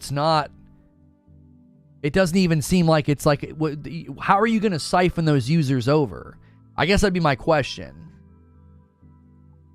How do you get in front of PlayStation owners to say, PC's better? Who's footing that marketing bill? What company's going to do that? Like, the marketing foothold that both Nintendo and PlayStation has, how is PC going to crack that nut to be like, well, you can get a PC and it's far better than those consoles you guys are buying, and those consoles are falling behind on graphical fidelity? Who's footing that bill? What company? Who's going to do that? In a grand enough stage to siphon players over out of the console marketplace without the IP, mind you. How are they going to do it without the IP? You're going to get Nintendo players to stop buying Nintendo with what? Benchmark tests in NVIDIA of some new game that they don't care about? You would need the IP. You're not moving people from Nintendo without the IP. You just aren't. Steam's got the opportunity. Word of mouth. You think you can get word of mouth on graphical fidelity at a strong enough fever pitch to get people to leave Nintendo? I don't see it. Look at Nintendo right now. They launched a calculator. Like, the Nintendo Switch is so weak, and look at its market dominance. I think there's a fundamental misunderstanding of what gamers prioritize. I think some of you guys get too deep into the PC realm. You project and you think, well, this is what everybody cares about because I care about it. I don't think so. I'm fully interwoven into the gaming market, and I don't give a frick about any of that. I know I play games on my TV at lower graphical fidelity than you do. I know that I played Cyberpunk at lower graphical fidelity than you do, and I don't care. I don't care. I played Super Mario Brothers Wonder on my couch numerous times with my family and had a blast. I don't give a rip about the graphical fidelity.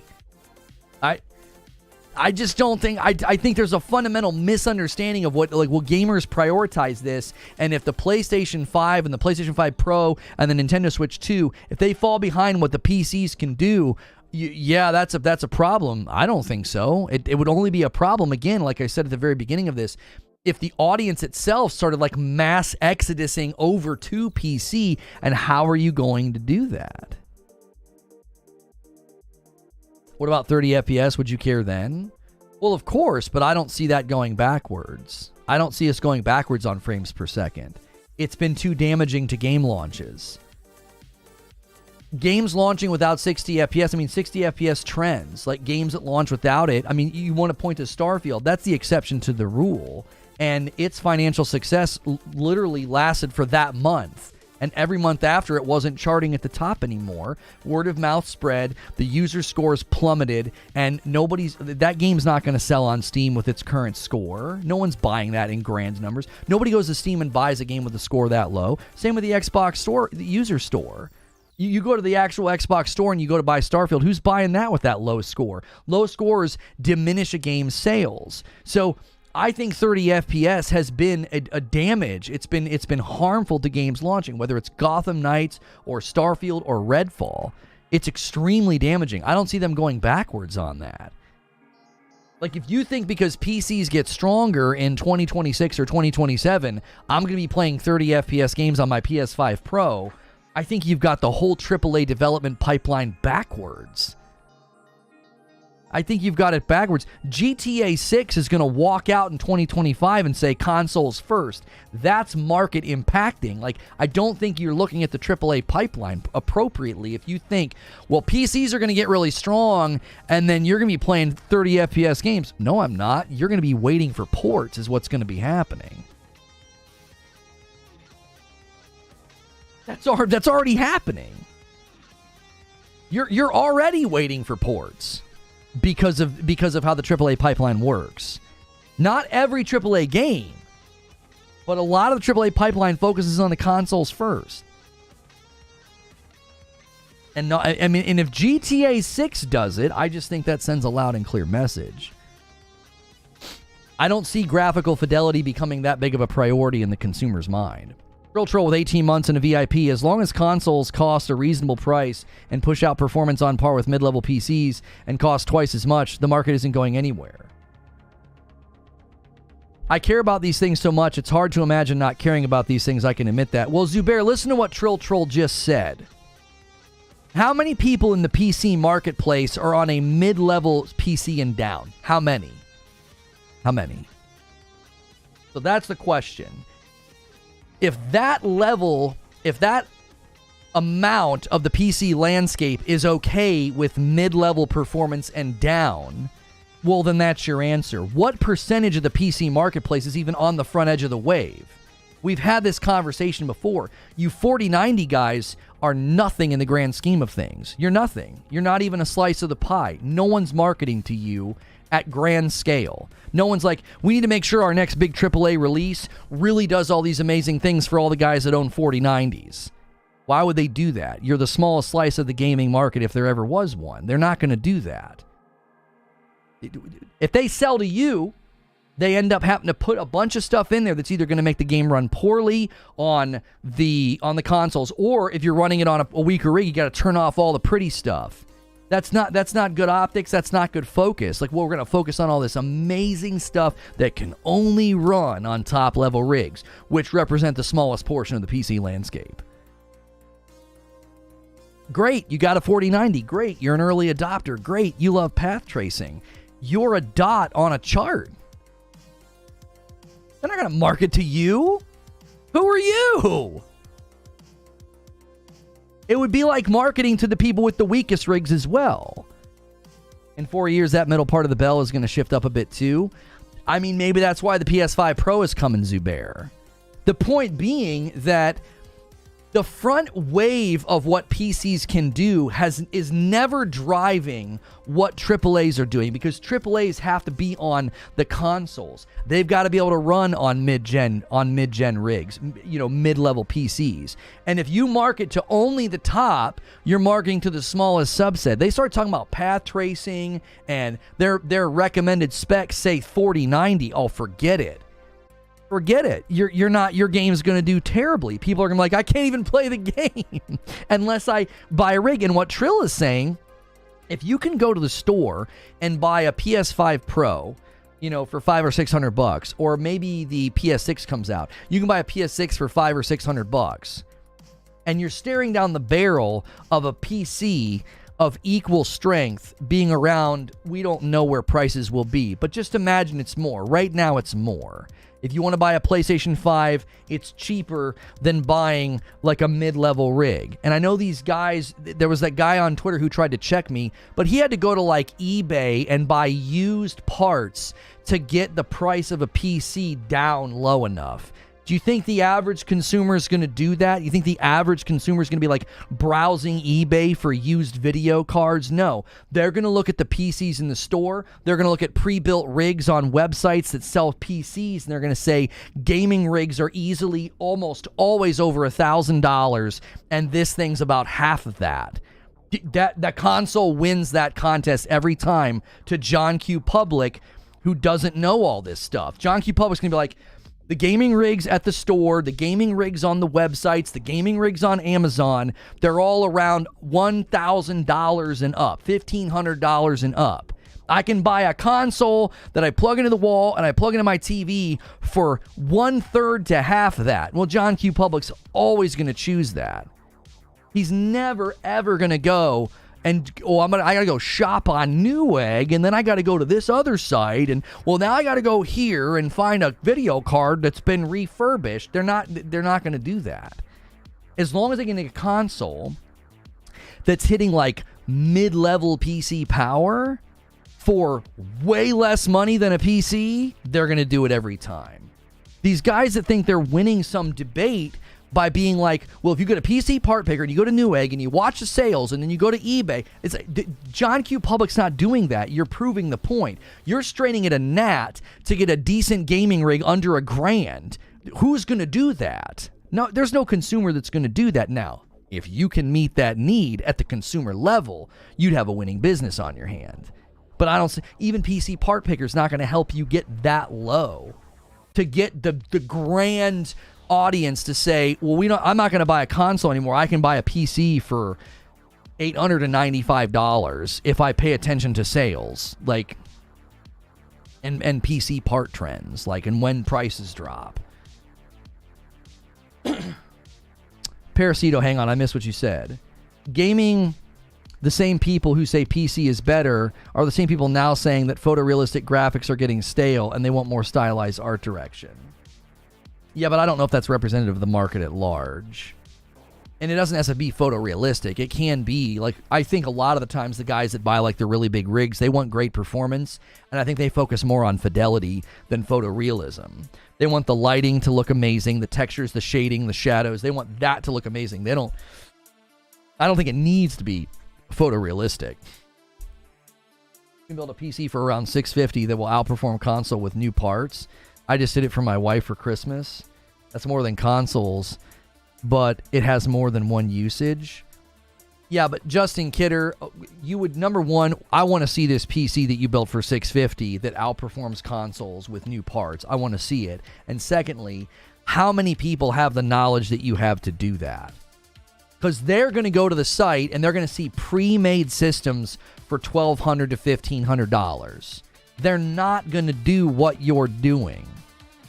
If you manage to, like, get in at the right time, buy the right parts at the right sale price, and you're like, dude, I built a rig for $650 that outperforms consoles. Number one, severely doubt your claim. Number two, you probably had to be very, very specific in what you bought. I fully doubt the claim, though. That seems insane to me. That's so cheap. $650?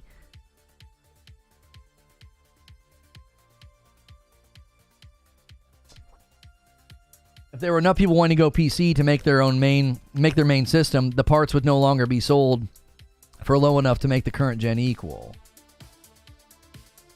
Yeah, you're also talking about, again, like a reality where there's a groundswell of demand that all of a sudden people flood the PC market. What do you think is going to happen when demand goes up?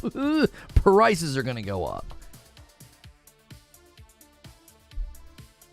Bro, anything with a 2060 Super outperforms the PS5 thanks to DLSS.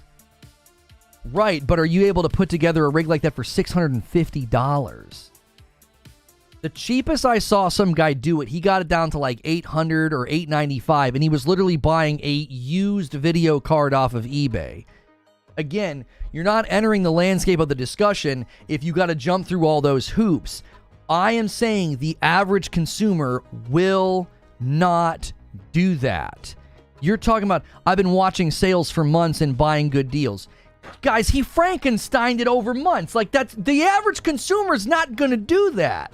Well, you can get a TV much cheaper if you watch the wholesale websites and you get all the parts. I built this TV for $500. Now it took me 7 months. Like, come on. Consider what you're saying. Nobody's going to do that. Nobody's going to do that.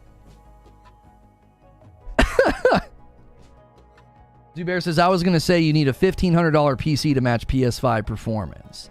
I said that, and I got people so hot and angry that they went to eBay, and they were like, well, I bought this used card from a guy named Terrence, and I was able to save a bundle. And it's like,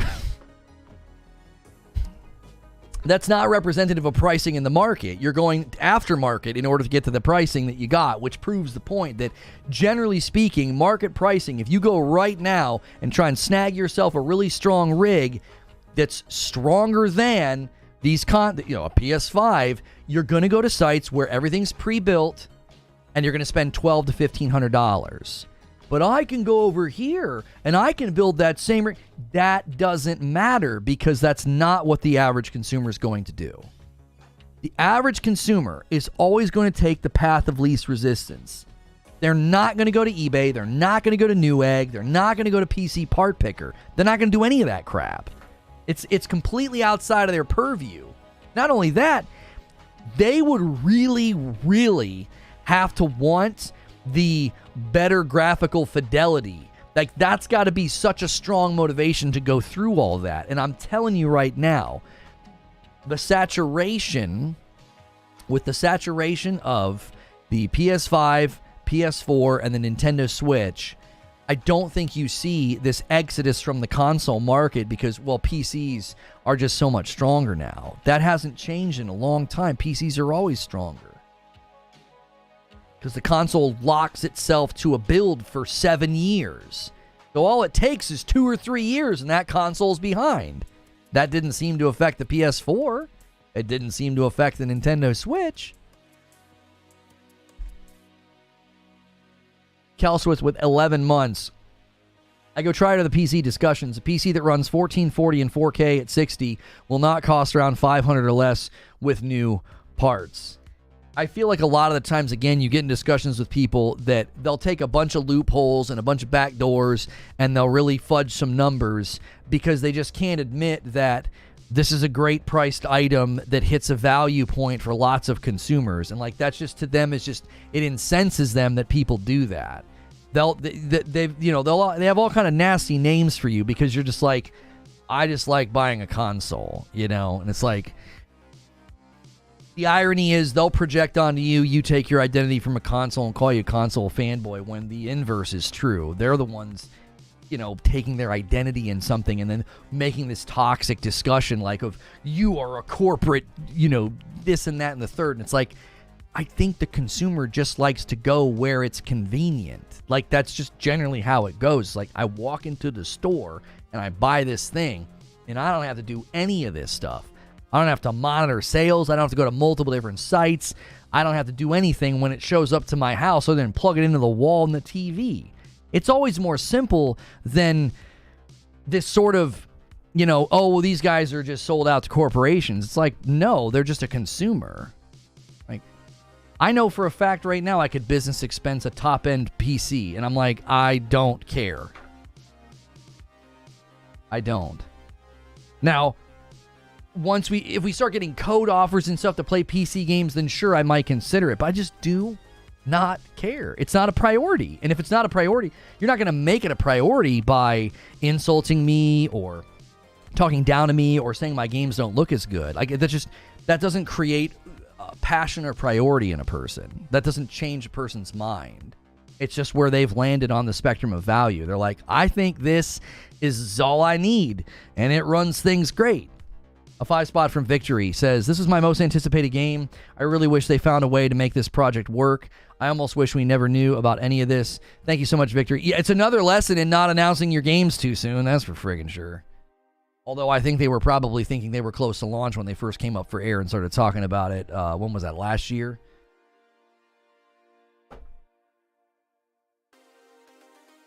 $600 for 7+ years of enjoyment. I don't really need more than that.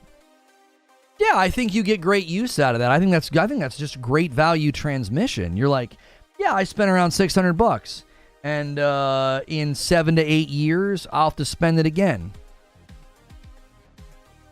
I mean, the guys that obsess about top-level PC performance, I guess we could crunch the numbers. How much are you spending in an 8-year window?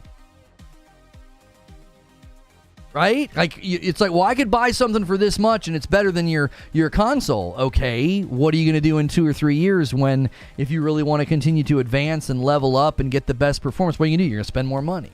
Like, and that's because you value that. And because these guys value something differently than you, that's totally fine. $600 and they get like 7 to 8 years of worth out of the hardware. And then they go to the store and they buy another one.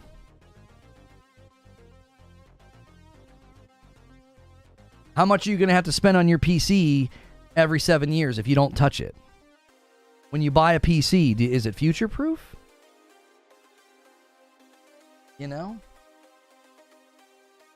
This comes all the way back to the point that we were making, that if you start to see consoles fall behind the performance of PCs, I don't think that's a concern, because that's already true right now. And it's been true for a really long time.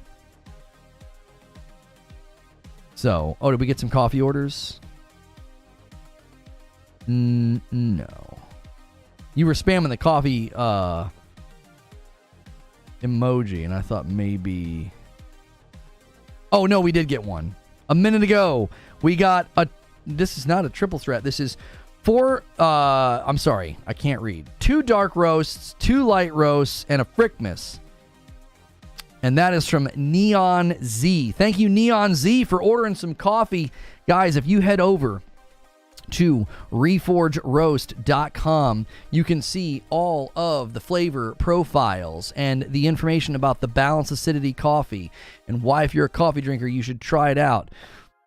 The flavor profiles are all here on our coffee. If you want to take a look, all the information about each individual flavor is available, and the Frickmas blend is available right now. This is our holiday blend. This is our most popular flavor whenever it's out, so be sure to grab some. Limited quantities available, and you can get some bundles as well when you shop. If you want to try all the flavors, you can save a little bit by going with the triple threat. Best of both worlds is our light and our dark roast, so be sure to check that out, guys. Then, welcome back as a VIP, Brett Williams with a $5 super chat. Console is always a win for me because my games for the next 7-8 years will be optimized for that console. T-Lu 2 was mind-blowing for being on the PS4.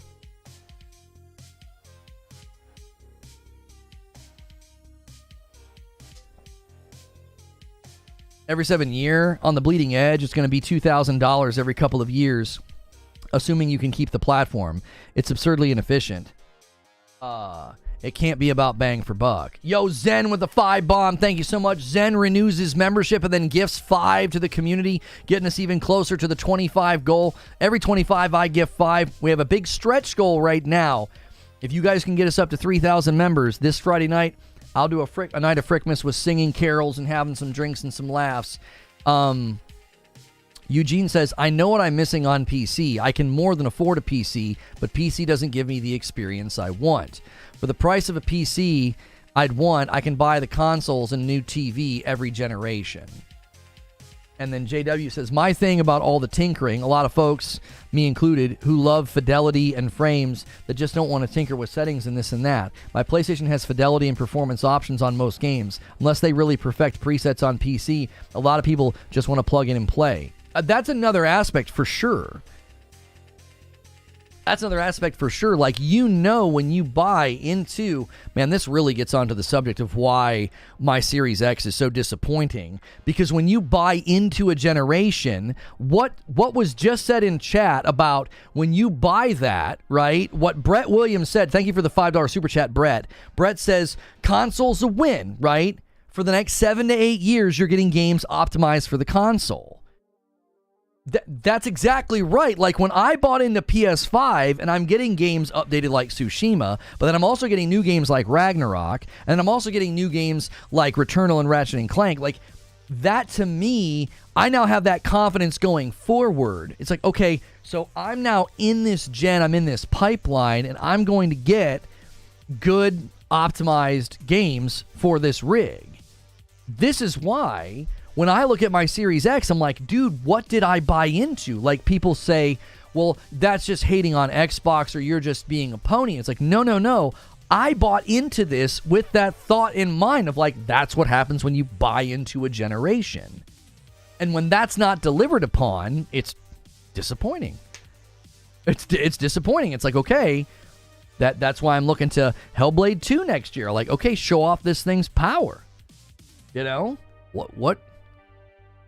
What did I buy into here? To play Redfall and 30 FPS Starfield? Like, why did I buy this box? That's why that consumer disappointment and that consumer frustration is something I always bring up, because that's exactly like what Brett just said. When you buy in to that console, that generation, you've got or should be able to have some level of confidence that for the next 6 to 7 years, you're going to be getting games optimized for this system. And late gen, it tends to get better. We know this. I've made my own predictions about what late-gen PS5 is going to look like, but if you use your PC just for the quality games, then yes. But if you use for as a PC, you will always win, then yet you lose. If you type sentences that don't make sense, you lose. That doesn't make any sense, brother. I don't even know what you just tried to say. He's not wrong. Suits cater to whatever is going to make the most money. Look at GTA 6 being designed with console priority. Well, and there are people that will say that they're doing that so that they can, get people to double dip. I wouldn't doubt that that's a part of the equation, but, it's good, Marcus. What's good, Dark Taco?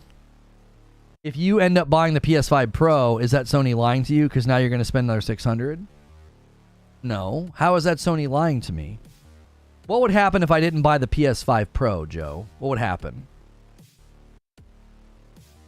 I would keep getting games and playing games on my PS5 at the fidelity I was promised.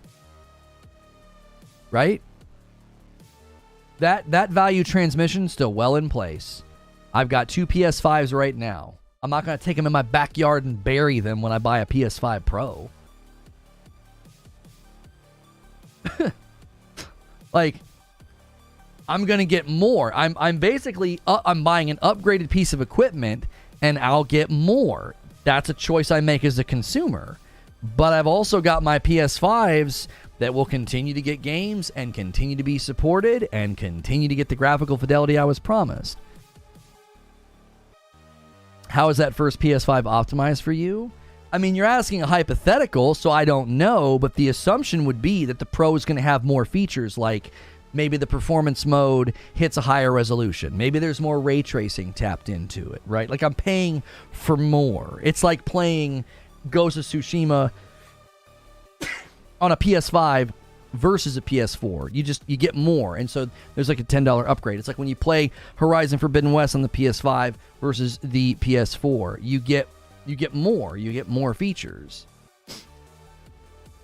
The idea that what do you think is going to happen? You think they're going to saturate the market with the PS5 and then just like stop optimizing games for it?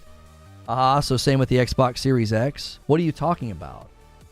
What high-level, high graphical fidelity first-party games can I play right now on my Series X? What games do you have? List them for me. And if you list more than Forza Horizon, I'll be curious.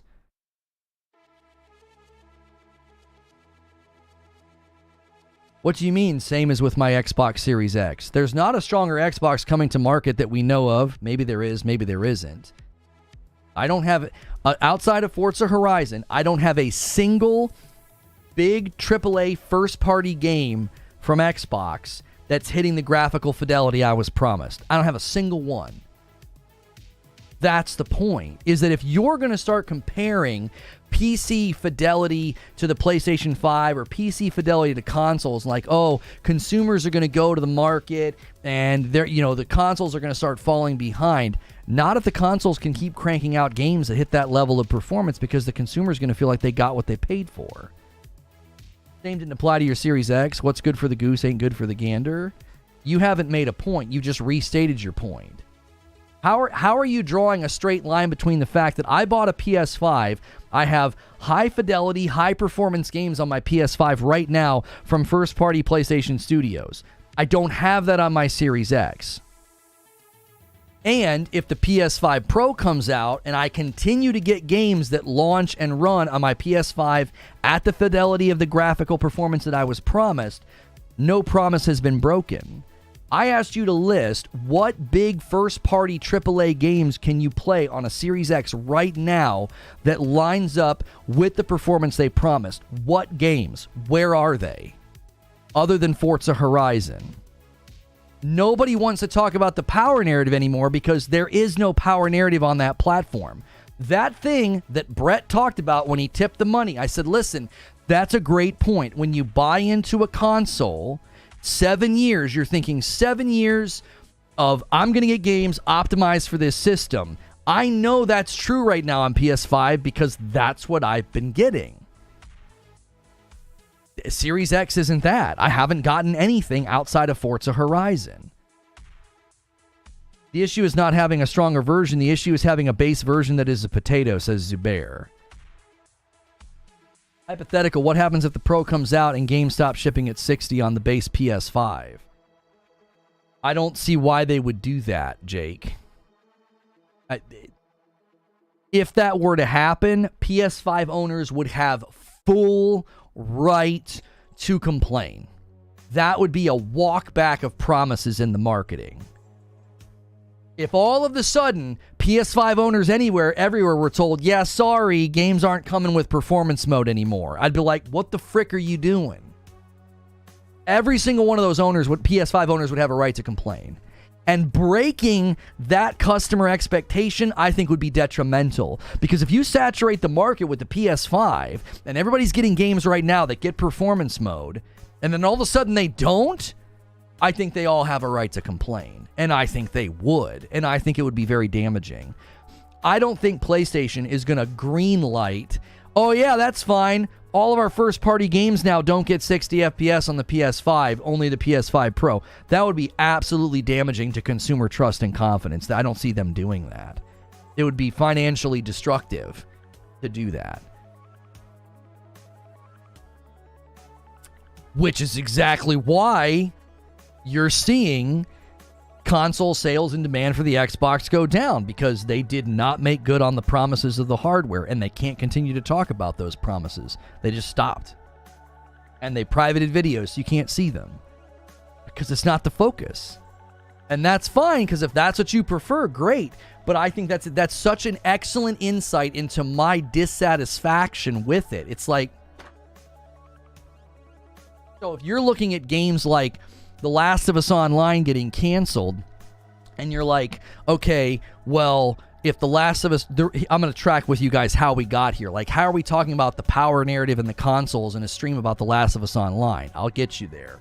we were talking about The Last of Us Part 3, because now that The Last of Us Online is canceled, they should be able to go full steam ahead with the new single-player Naughty Dog title that they have and The Last of Us Part 3. And we were talking about, well, if The Last of Us Part 3 lands on the PS6 as a cross-gen supported title, like, are we even going to see The Last of Us Part 3 this generation? To which someone said, are you going to be able to really sell consoles at that stage of the game in 2027 and 2028 if those consoles continue to lag behind in power on the PCs? So we started comparing PC power to console power, and Brett said the reason he likes buying a console is whenever you buy into a generation, you know you're getting games optimized for that generation, and if you compare the PS5 and the Series X, you really start to see why folks like me are so disappointed, because I'm getting nothing that I was promised on one side. So my confidence is shaken. I'm like, I don't even think that's the goal anymore. And over here, I'm confident. I'm like, dude, if The Last of Us Part 3 comes out late gen PS5,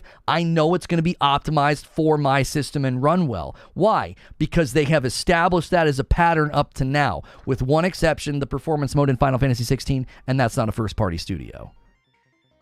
So that's how we're talking about the power narrative in a stream about The Last of Us Online, because it's all related.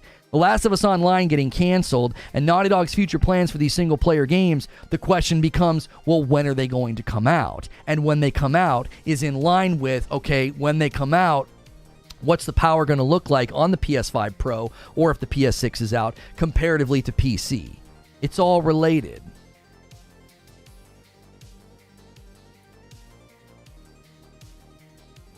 Another order from Fuzzy. He orders 2 Dark and 2 Frickmas. Thank you guys so much for those coffee orders. Another order of coffee from Jom1. He gets a best of both worlds. He's going to try out the light roast and the dark roast. Guys, thank you so much for supporting the coffee.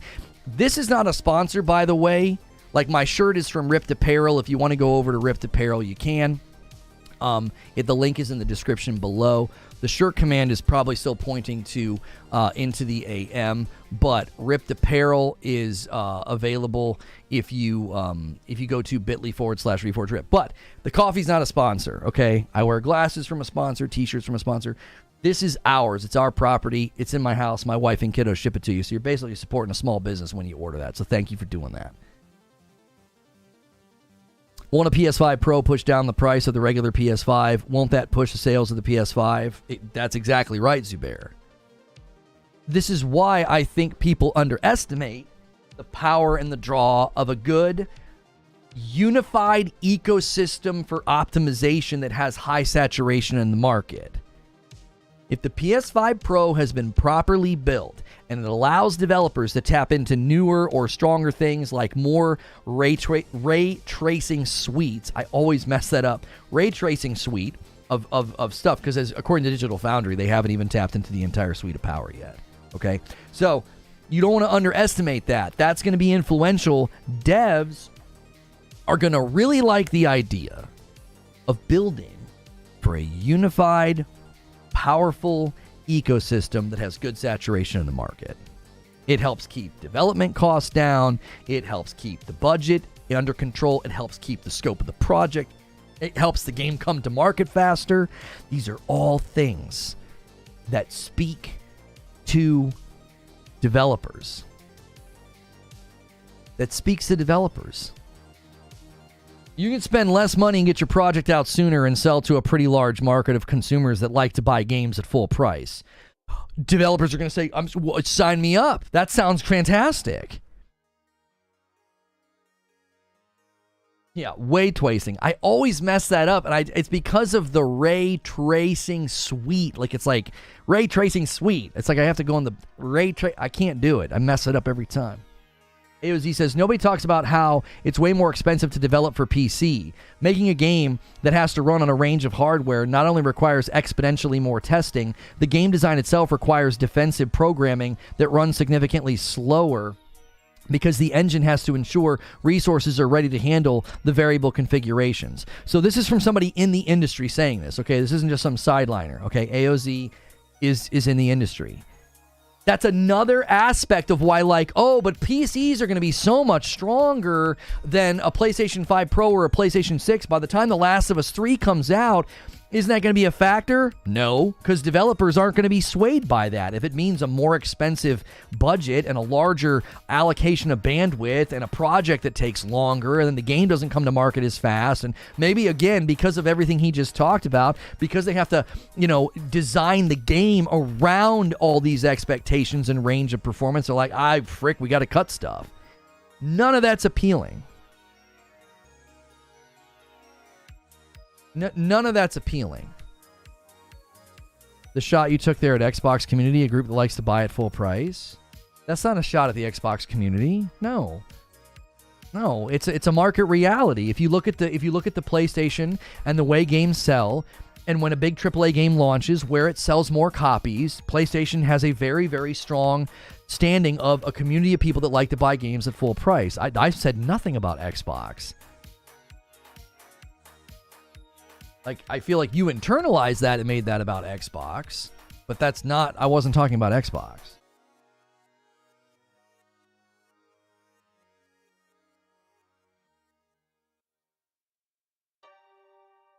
It's the same logic that applies to porting to PC. Does PC run faster? Yes.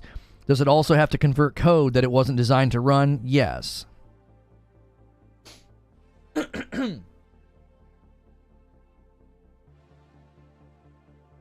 Again, I think developers look at things like that. They look at the sales reports. People are always like, why are you looking at sales reports? Well, because developers look at the sales reports. Publishers look at the sales reports. You think publishers and developers don't consider who has more consoles in the market? Do you think publishers and developers don't consider what games hit NPD more consistently every month? You don't think they consider that? I think they do. People always act like checking NPD or checking sales charts is stupid. It's like, it's not stupid. You can predict where the industry is going to go by watching those things. And you can predict where developers and publishers are going to put their games because they know where the money's being spent. Jom with 23 months in the VIP. Man, 1 month away from the red badge. Rebranded the YouTube. Hopefully you still recognize me. Finally found the courage to start streaming career. Thanks to you. Well, I recognize the avatar, your picture for sure. Yeah, and I was like, who is this person ordering coffee? This is why sales reports matter. Right. VG charts estimating November. There were almost... That can't... Oh, through November. Okay, yeah. So for the year, through November, estimating that the PS5 sold 18 million and the Nintendo Switch sold 12 million and the Xbox Series X and S sold 5 million. So that's higher than a 3-to-1 ratio. That right there will determine where developers and publishers invest their time and energy.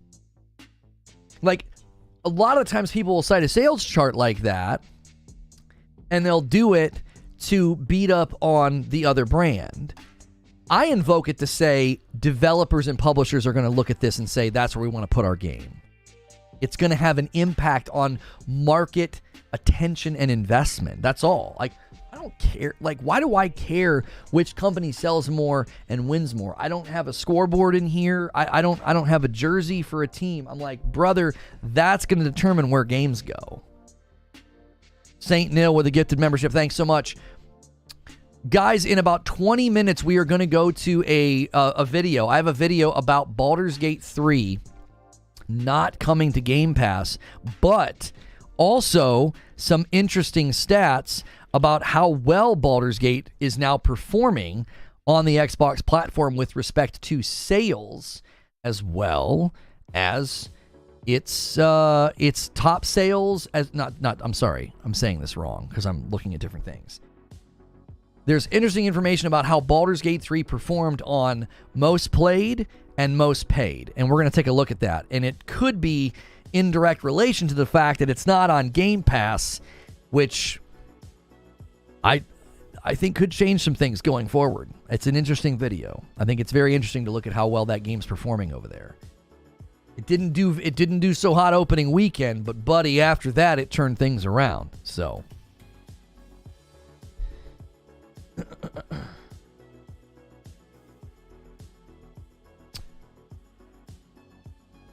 it means Xbox gamers are spending just as much as PlayStation despite the smaller population. This gaming revenues for 2023 shows Tencent at here, PlayStation here, Xbox at here. But despite PlayStation dominating, Xbox revenues right there with PlayStation. Wait, is that report after the acquisition? So their revenue is way higher now because they get to count all the revenue from the Activision Blizzard? If you're suddenly counting the revenue from the Activision Blizzard acquisition as if that's how you're doing that, you know what you're doing, right? You're claiming that, well, Xbox gamers are spending as much as PlayStation. No, it means that Xbox suddenly owns a bunch of property everywhere that's generating tons of revenue. Like, a ton of Xbox's revenue, when those revenue reports start coming out, a ton of that revenue is coming from PlayStation. It's coming from Call of Duty. So your conclusion is just incorrect. Xbox gamers are spending as much as PlayStation. What? Oh, with ABK, it's at 10. So you're okay. So without ABK, I've not seen this report. So you're saying without ABK, let me read this again. PlayStation's at 8 billion and Xbox is at 6 billion.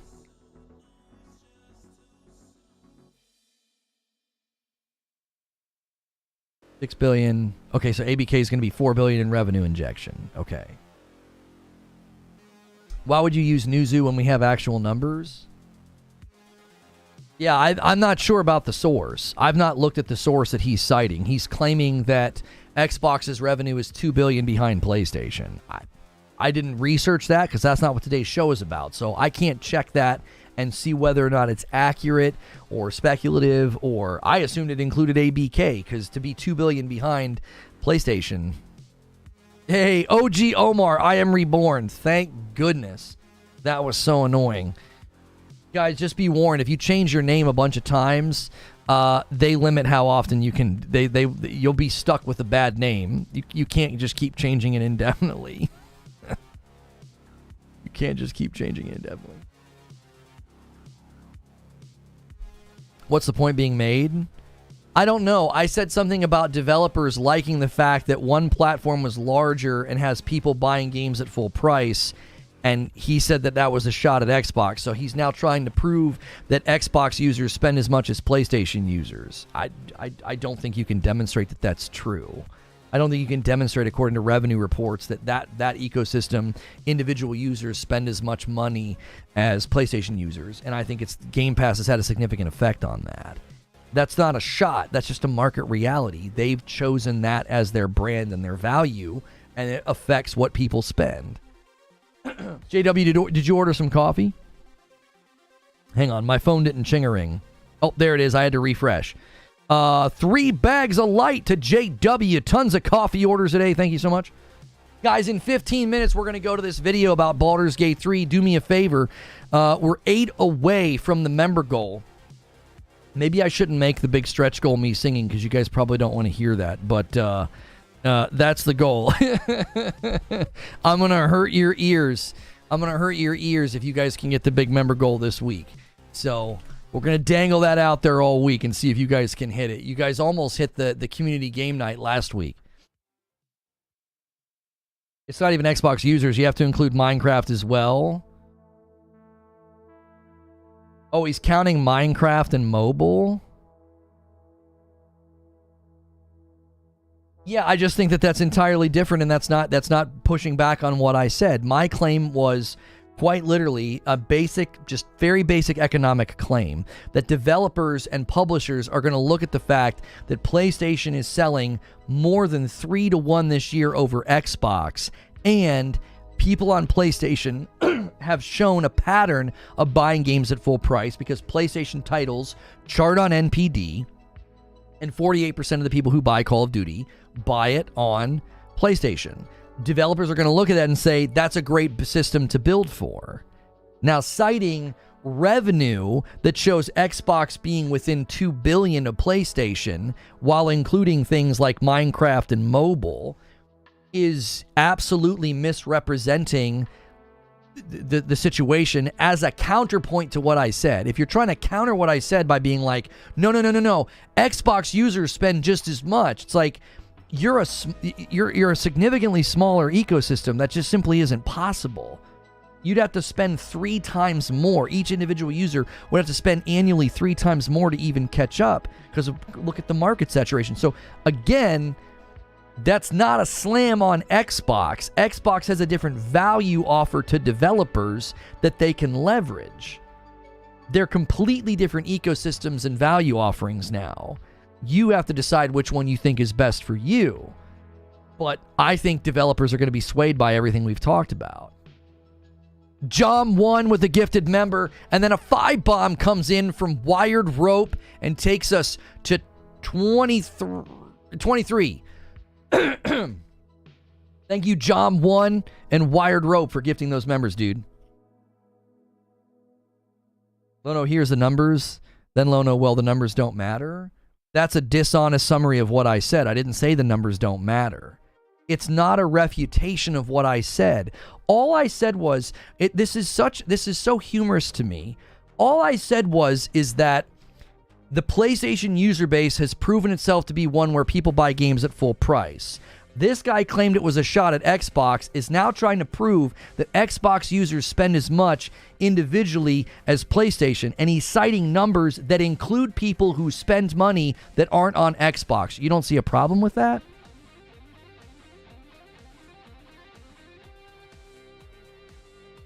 Not being able to count Xbox first party as gymnastics? No, the point he was trying to make, I'm not saying you can't count the money. Like, I'm not saying Xbox isn't getting that money. That's not what I'm saying. I'm saying you can't prove the point. His initial assertion was Xbox users spend just as much as PlayStation. He's using people who aren't even on the Xbox ecosystem. That's not proving his point.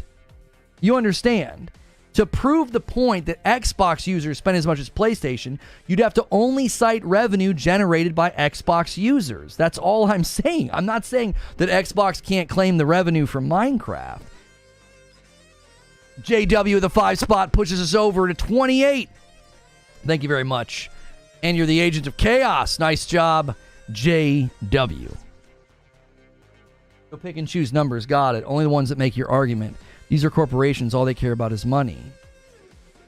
Okay, Joe. The discussion was about developers looking at a single ecosystem that has high saturation, and the users on that ecosystem spend a lot of money. That's the point I was making. You invoking revenue that doesn't come from a single ecosystem has nothing to do with the point that I made. You're trying to say, oh, no. Xbox generates almost as much revenue as PlayStation. I wasn't talking about total revenue. I was saying if a developer looks at the PlayStation 5 ecosystem, its saturation, and what average users spend and how games chart over there, okay, and you say, oh, but we generate almost as much revenue. Yes, how much of that revenue comes from Minecraft? How much of that revenue comes from things not on that ecosystem? So to refute my point, you'd have to get the individual stats of revenue generated just by the Xbox ecosystem to say that developers are also going to be swayed by that. You're not even seeing the comparison problem. I'm not saying Xbox doesn't generate a bunch of revenue. I'm saying developers will look at the individual sales charts and say, this is a great ecosystem to develop for. That's not scandalous to say. That's not provocative. That's not hate. That's very, very basic market analysis. That's all it is. Otacon Ocelot says, then add up the whole of the Game Pass boat. I'm not sure what you mean. Thank you for the $2 super chat. Minecraft numbers include PC. Yeah, Minecraft, you get to include people on the Nintendo Switch. You get to include people on PC. That wasn't the point I was making. I wasn't making the point that Xbox doesn't generate any revenue.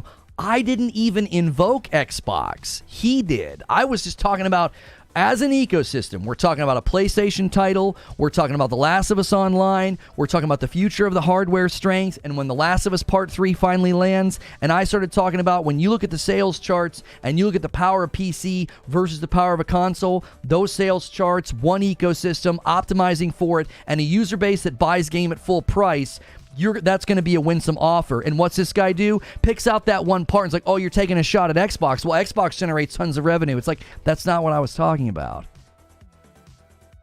The constant insistence that like we're just as good, we're good too. It's like I wasn't saying anything about Xbox. I was talking about the hardware saturation with respect to the power narrative, and what about Last of Us Part 3 landing super late in the PS5's life cycle, and what if PCs are stronger than the PS5 Pro by then? Like, that has nothing to do with how much revenue Xbox generates.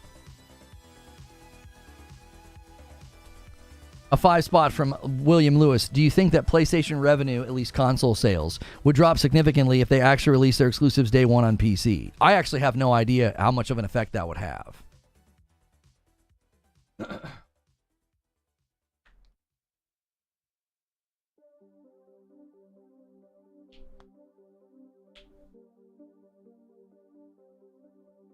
Xbox makes a point to put their games and services elsewhere when PlayStation doesn't. Smart on them. Money looks the same regardless of where it comes from.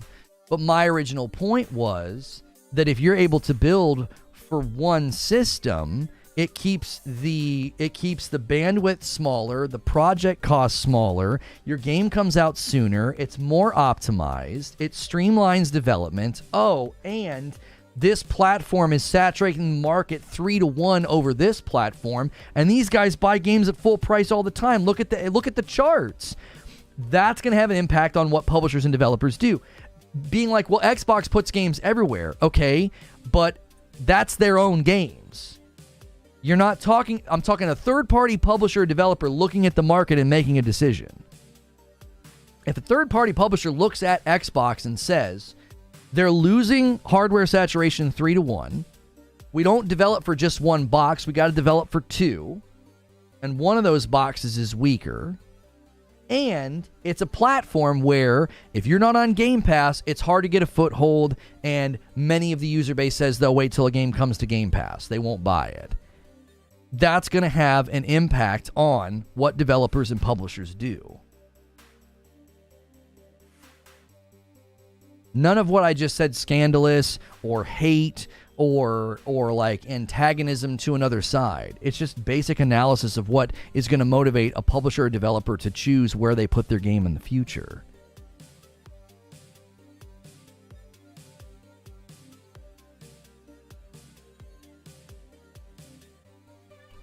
I have to schedule where's our debrief from there it is. I was like, where's our debrief from last week? Ball, there's Gate 3, Game Pass debrief.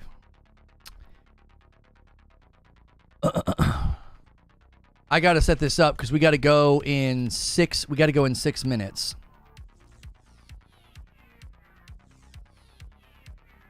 It's clear to anybody that's actually here for the lengthy discussion instead of just a slice of it. It's very clear that was so much projection and almost agenda driven. It's like I was not at all trying to insinuate that like Xbox doesn't generate a bunch of revenue or that Xbox is a bad platform. The point that I was making was so simple. I think it's such a fair and measured point to say that when your console is saturating the market and your user base buys games in high quantities at full price when they come out at $70, that's going to be winsome to developers and publishers. That's it. That's the point I was making. If that somehow provokes some sort of look at this Sony pony, look at this guy hating on Xbox. If that's what that provokes in you, that's internal.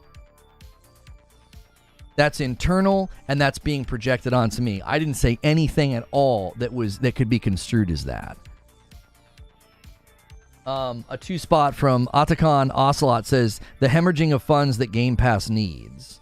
Yeah, I'm not trying to get into an analysis of Xbox's business strategy with Game Pass. My entire point was firmly about the power narrative PC power versus PlayStation 5, PlayStation 5 Pro, and PlayStation 6 in the future, and where developers are likely going to land. That's what we were talking about. We were talking about if consoles continue to fall behind, will that have an impact? That Zubair was the one who kind of brought it up. He's like, well, if these consoles keep falling behind in power, is that going to be okay? And I said, I don't see it being a problem, and I outlined all the reasons why. And that's how we got on the discussion of like, I can see developers being swayed by single ecosystem development, larger footprint of saturation, and a consumer base that likes to spend money. Like, those things are winsome to developers and publishers. They are. And if that's upsetting to you and you feel like you've got to suddenly inject some kind of console fight into the discussion and project onto me that I'm attacking Xbox or taking a shot at Xbox users, that's a you problem. That's not a problem with what I said. That's not a problem with anything that I predicted or said that I believed was true. I believe these things are true. Could I be wrong? Of course I could be wrong. Of course. But I believe that to be true. I believe that the single ecosystem development benefit, combined with good market saturation, combined with users who spend tons of money, I think that's going to be impactful on where developers focus their attention in the coming years. That's what I believe. I'm open to being wrong about that. That doesn't mean that other platforms are dead or that nobody's going to build games for your platform. I just believe that's going to be impactful on where developers focus their attention. Thus, I believe that's a protection against the idea that like, oh, well, PCs are stronger and the PS6 or the PS5 Pro aren't going to be as strong as PCs. I think that's a protection against that. If you get the developers, then that's power over the market. Especially if you get the AAA developers. If you get them, then again, it's a content war.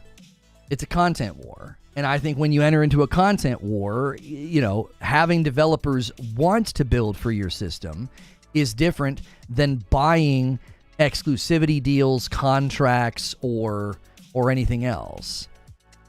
I think they're very, very different approaches. And I think that you'll probably find that both approaches look very different in the coming years. Like buying up a developer or buying up an exclusivity contract is going to look a lot different when it's not necessary. You're going to start to see, I think you're going to start to see the acquisition slow down because only so many companies can get bought up. But I do think there's more acquisitions coming. There'll probably be some more in 2024. Basic math, a 10% attach rate of 100 million consoles is greater than a 10% attach rate of 50 million consoles. So Xbox would need an attach rate to come out equal. It's not hard to figure out. That's exactly why I didn't feel like my statement was that outlandish. And to invoke Minecraft, to invoke total revenue, I just think is disingenuous. It's like that's not fair to do, because what you're saying is you're saying, well, they generate as much revenue. And it's like, no, I'm talking about the individual users. You'd have to double and triple that. So I'm going to put a link in chat. We're going to go to this Baldur's Gate 3 video. I think you're going to be surprised. I owe you guys 5 members. So when we get over there, I'll gift those. Baldur's Gate 3 is not on Game Pass, but it rose on top paid and top played over there on Xbox, and I want to talk about why. I'll see you guys over there. Let's head over there. I'll gift the members when we get over there. Interested to see what you guys think about this.